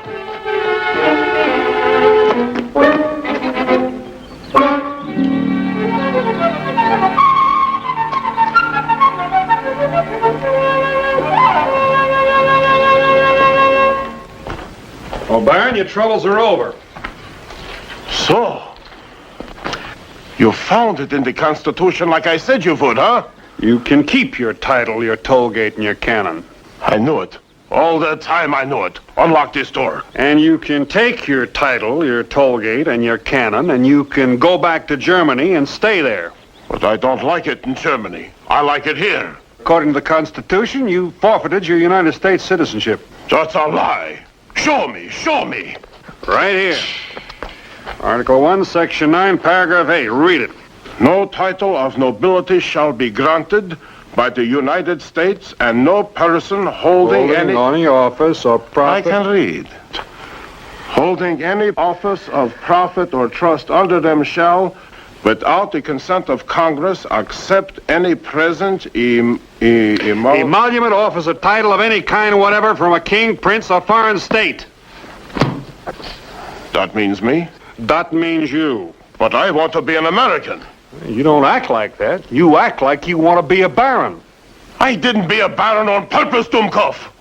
Watch your language, fat boy. If somebody dies and makes you a baron, what can you do? That's what I'm telling you. You can't be made a baron or a prince or anything like that. The law protects you from it. Why didn't somebody tell me this? I'm telling you now. Unlock open the door. I am 100% American. What about the cannon and the toll gate? The toll gate will make a good wagon tongue. And the cannon, from it I could make lightning rods and hoops for the beer kegs. Well, that sounds reasonable. How about Kurt and Heidi? My Heidi and that farmer? What about them? Well, they'd like to get married. Is this the business of the United States government? No, but they asked me to talk to you to reason with you. You unlock this door and put off that gun. I reason with you pretty quick. Your wife's in favor of the marriage, too. When I get out, I take a stick to her, too. I was under the impression that Ritter meant something honorable like knight. I am descended from the knights of the Holy German Empire. They fought in even the Crusades. Well, looks like you descended quite a long way to treat your little girl like that and to take a stick to your wife. You sound more like a coward to me. I am a coward. You are a coward! I invited you to fight man to man without no guns, but you're afraid. No, you hide behind that tin star and pistol. You're afraid to fight fair, huh? Do you think you know how to fight fair? I do. With just my fists. And if I were to win, would you let them get married? You beat me, little man. And I make you best man at vetting. All right, we'll fight prize ring rules out in the corral. Good. I call Heidi, Anna, and Kurt. I want they should see this. No, this is just between you and me. Oh, you don't want witnesses, huh? I think it might be of interest to both of us. The marshal must have taken leave of his senses already. Papa's the strongest man in the county, doesn't he know? Well, he must know. He's seen him lift the cannon. You better split plenty hay, you little man. You are sure it's just with fists they are fighting? Sure, I heard every word. And the marshal will be best man at their wedding if he wins. And then one can get up. The fight is over, right? That's right. And no stamping while the other man's down. No kicking? Okay. And no gouging with the eyes? No gouging with the eyes and no biting. Just with the fists? Just with the fists. Prize ring rules. Prize ring rules.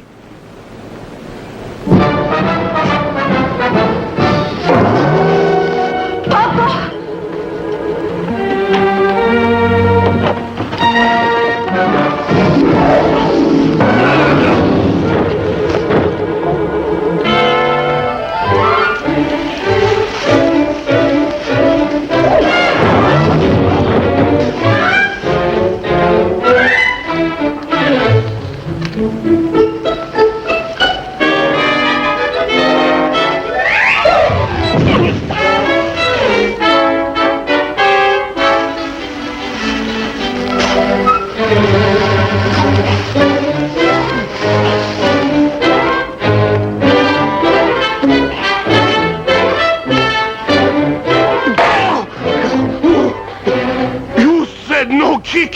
No kicking when you're down. Not always in the nose. That makes me very mad.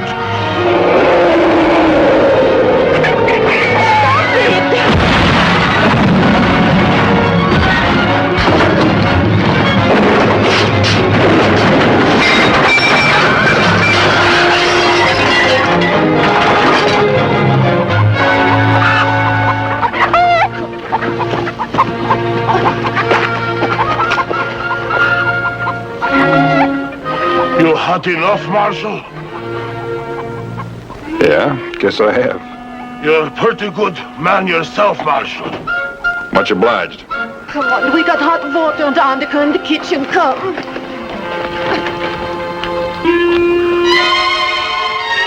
Marshal, before you go, there's one thing you should know.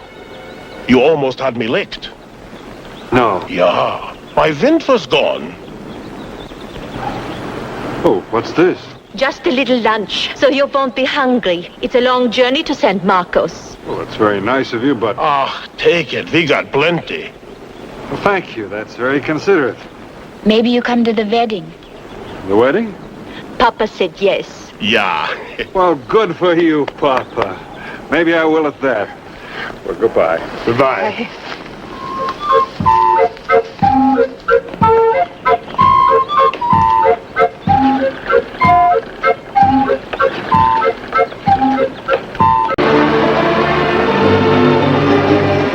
I'd been riding fence since sunup, and it was a hot day. Hotter than usual. For the last 3 hours, I'd been thinking about just how a cold beer would taste. Hi, Pete. Hi. Give me a beer, will you? Hot enough for you? Yeah, plenty. Well, what do you know? Not much. There you are. Thanks.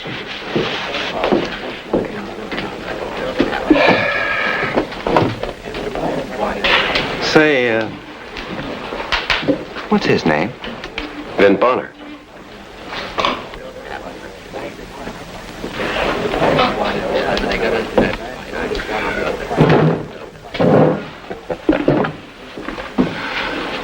Where in the world did you pick up a name like Vin Bonner? Look, mister, I've had a long, hard day, and I'm tired. Now, why don't you just move along? All right.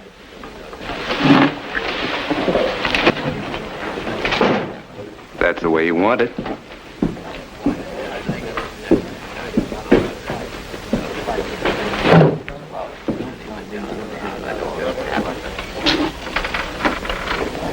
That Vin Bonner fella, has he been around here long?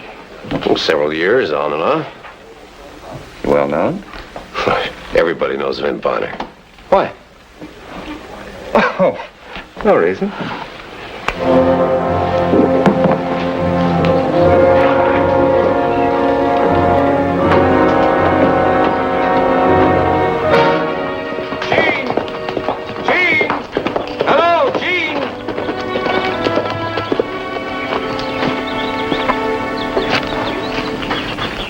Ain't seen you in a long time. What do you want? Yes, it has been a long time. Oh, you're a dead ringer, Gene. Without that mustache, you're a dead ringer. What are you talking about? A fellow up in Hondo, name of Bonner.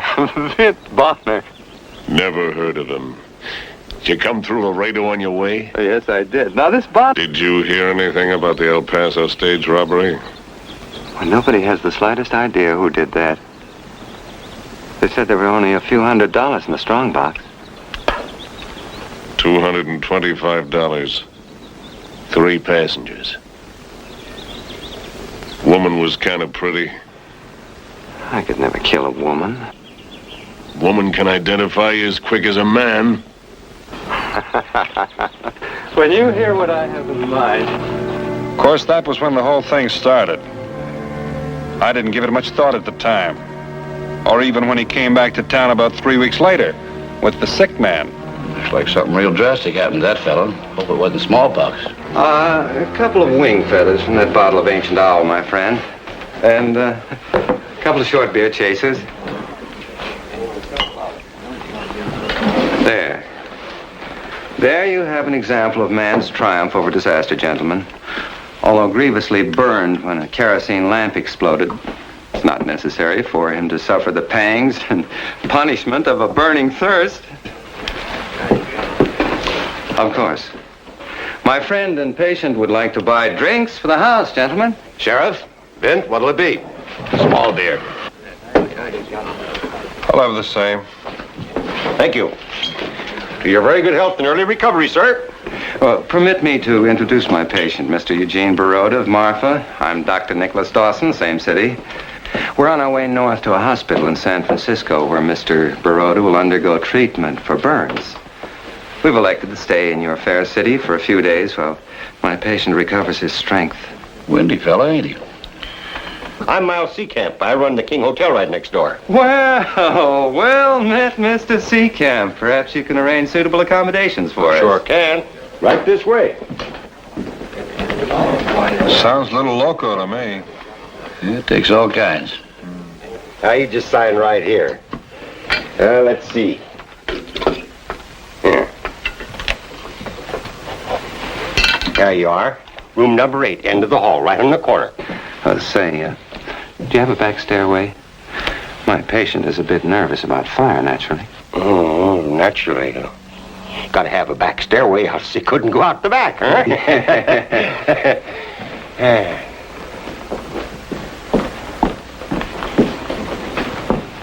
Now, I'll get our luggage.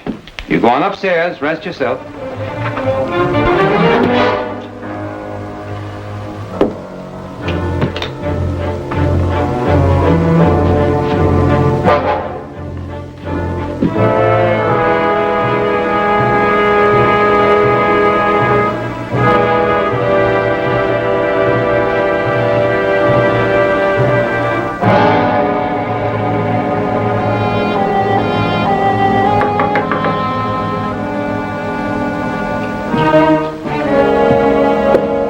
Dr. Dawson.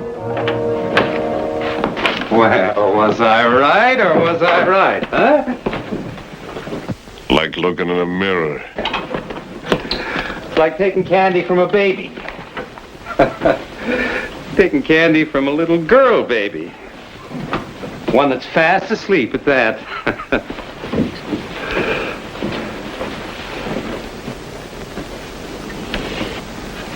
You just shave that mustache off your upper lip. It's not very becoming anyway, you know.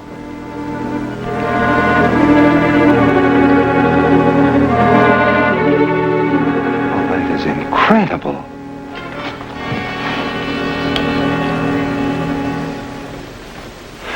Are you sure he's not some kind of a relative of yours? I haven't got any relatives. That saddle tramp's just some kind of a freak.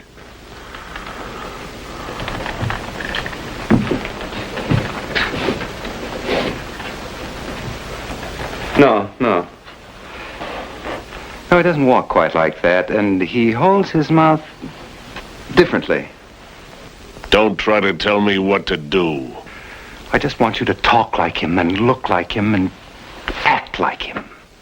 Nobody's gonna notice much when they look in the end of this. Gene, you're not up in the mountains now. Muzzle of that thing looks like open grave.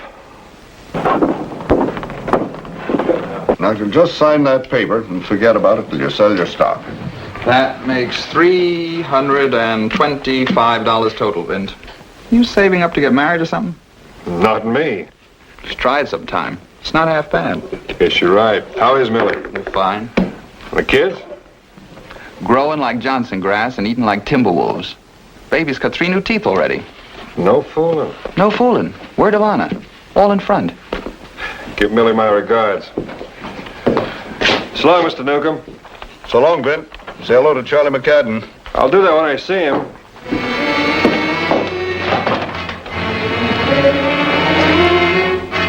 It was the following day, and I was way up on the North Fork of Cottonwood Creek, as happy and contented as if I'd had good sense, and without the slightest inkling of what was taking place that very moment in town.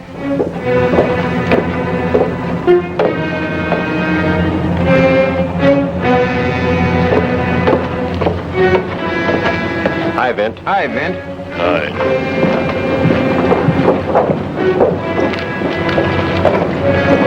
That's funny. Vint must have had something on his mind.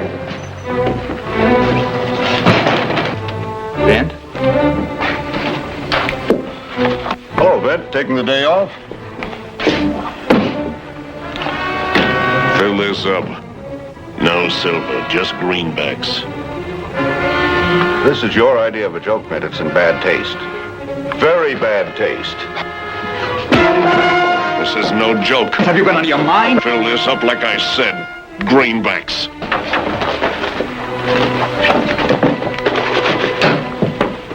Get the rest.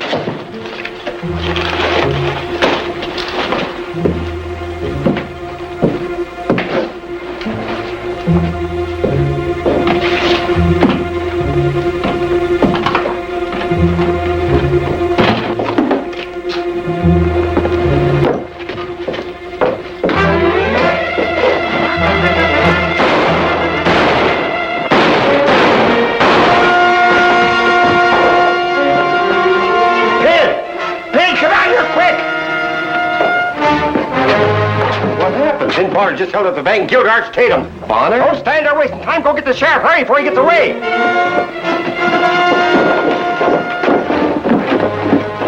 Let's meet through here.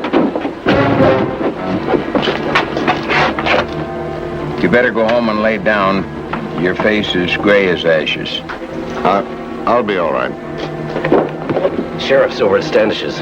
I sent Ralph Kearney after him on a fast horse. He ought to be here in an hour, I figure. Anybody sent for Doc Sorensen? I stopped by his house. Mrs. Sorensen said he went over to Boss Forks on a call and won't be home before dark. There's no need for a doctor now. Are you sure that's all? Livery stable, too? That's right, Doctor, and thank you. We're sorry you folks couldn't have stayed around a while longer. Things are usually quiet and peaceful around here. I suppose it's none of my business, but what'll they do to him if they catch him? That, what's his name, who shot the cashier? Arch Tatum left a widow and 3 little youngsters, Doctor. Oh, that's terrible. Well, I guess you've answered my question. It's terrible. It's just terrible, that's what it is. We've got to do something about it. Now listen to me. Of course I'm going to form a posse. When? All of you just quiet down long enough for me to find out something. All right, Roy, what do you want to find out? Well, first, any of you see Vint Bonner come into town today? Or out again? We didn't see him come in or out, but we saw him go into the bank. And we sure saw him come out of it. And gun down Arch Tatum. Yeah. Bert, you see anything strange or unusual about Vint when he came in the bank today? Not until he pulled his gun. No, I mean in his appearance, the way he looked. No, he looked the same as he always looked. Except he wasn't smiling, and his eyes were kind of... Kind of what? Well, kind of wild and strange. You mean like he'd been drinking or something? No, nothing like that. There was just a different expression in them. Then you're not sure it was Vint Bonner? Yeah, I wish I wasn't sure, Roy. I liked him as much as you do. There's no doubt about it. It was Vint, all right. Of course it was Vint. I passed him on the sidewalk as close as I am to you. I spoke to him. Did he answer you? Of course he answered me. I said, hi, Vint, and he said hi, just before he went in the bank. Isn't that right, Luke? Yeah, and seeing is believing, and we saw. It's hard to believe that about Vint Bonner. All right, Luke. You pick 7 men and head south. I'll take the rest of you and head north. Now, we'll all spread out. The first one that spots him will report back to me. Why? Because I'm going to make the arrest, personally. How come the first one sees him can't make the arrest? Because Vint Bonner can outshoot and outdraw any of you, that's how come. And you figure he can't outdraw you? Oh, yes. He can outdraw me. But I don't figure he'll draw on me. I'm his friend. So was I. So was Arch Tatum. Well, I'm going to take my chances.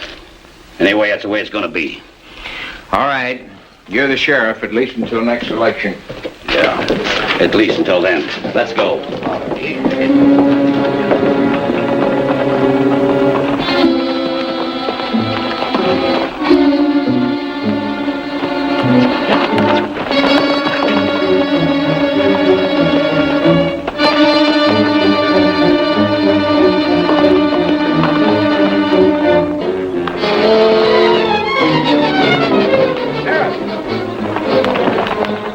I found him, Sheriff. I found him. Where is he? Why, up Cottonwood Creek, about a mile. Did he see you? No, sir. I took good care he didn't, too. What's he doing? Why, he's patching the line fence just as natural as though nothing happened. You go round up the posse, Pid. Sure you don't want me to back you up? No, you do as I say. Go round up the boys. Okay, if you say so.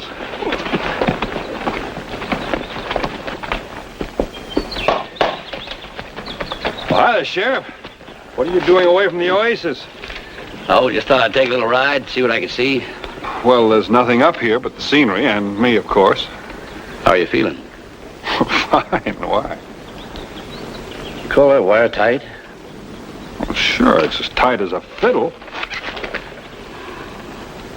But you're getting kind of tricky in your old age, aren't you? Take it easy, Vent. I don't want any trouble.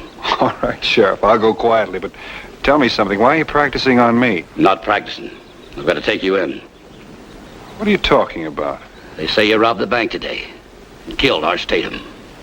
Huh? Who says? Art Newcomb, Seacamp, Weber, about 1:15.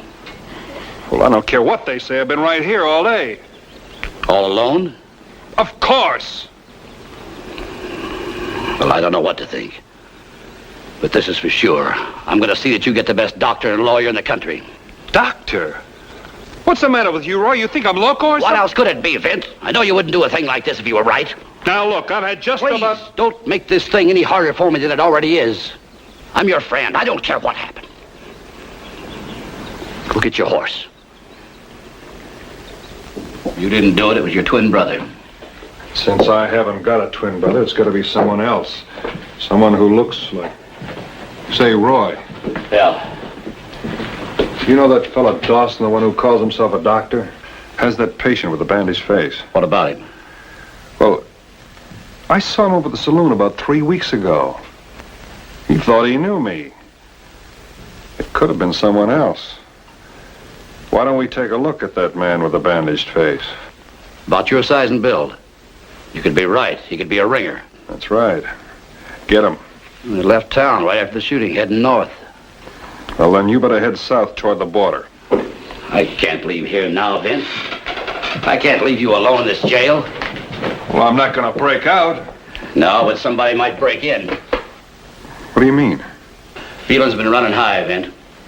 Arch Tatum is well thought of. You know men don't make good sense when they get real mad. You mean they might come for me? That's right. They're out in the street now in small groups, talking quiet. Roy, that's ridiculous. I've known these people a long time. They're friends of mine. A murderer doesn't have any friends, Vint. And they saw you do it. What are you going to do? I'm not going to let them get you. I'm going to let you leave before they get here. They could take this out on you, Roy. No, they won't. You're going to knock me out and lock me up. I don't know what to say, Roy. It's good to have someone believe in you. Hit me. Roy, I don't want to hit you. Hit me!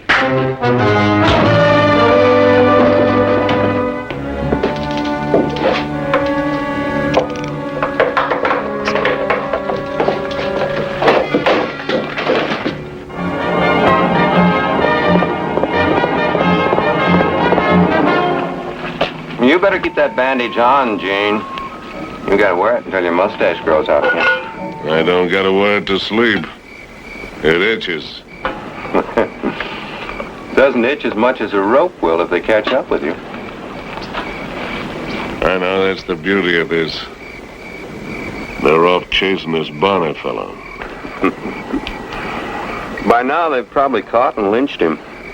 Pretty soon we'll be in Mexico with all those beautiful greenbacks to spend. You know, this would be as good a time as any to divide it. Why? Well, in case something happened and we got separated or something. That's just why we ain't gonna divide it. What do you mean? You know what would happen if someone was to catch up with us and the shooting started? I'd stay with you, help you fight them off. In a pig's eye, you would. You'd run like a suck-egg dog. Well, Gene, how can you say a thing like that? Because that's what would happen. That's gratitude for you. You just be grateful. I could have took it all. I took all the chances. Yeah.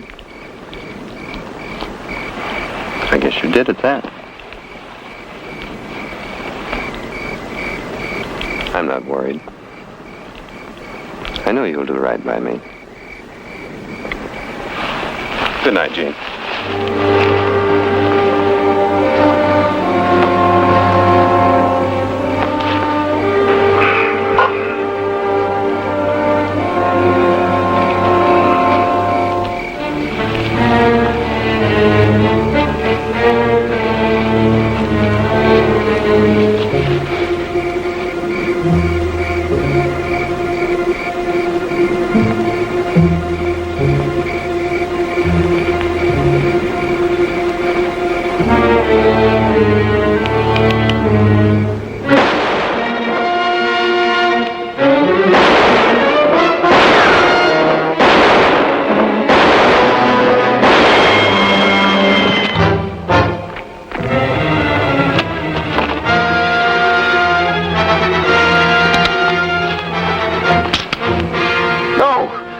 Eugene, no!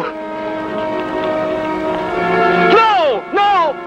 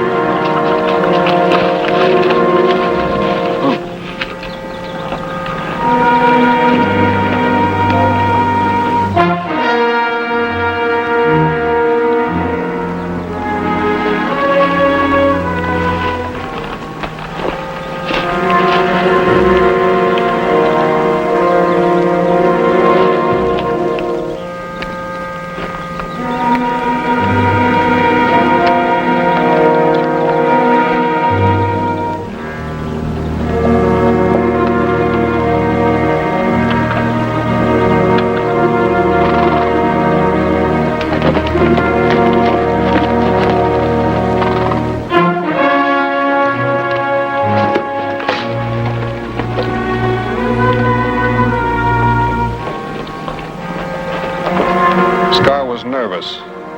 Spookier than I'd ever known him to be. I couldn't blame him. I felt the same way, but he was getting hard to handle.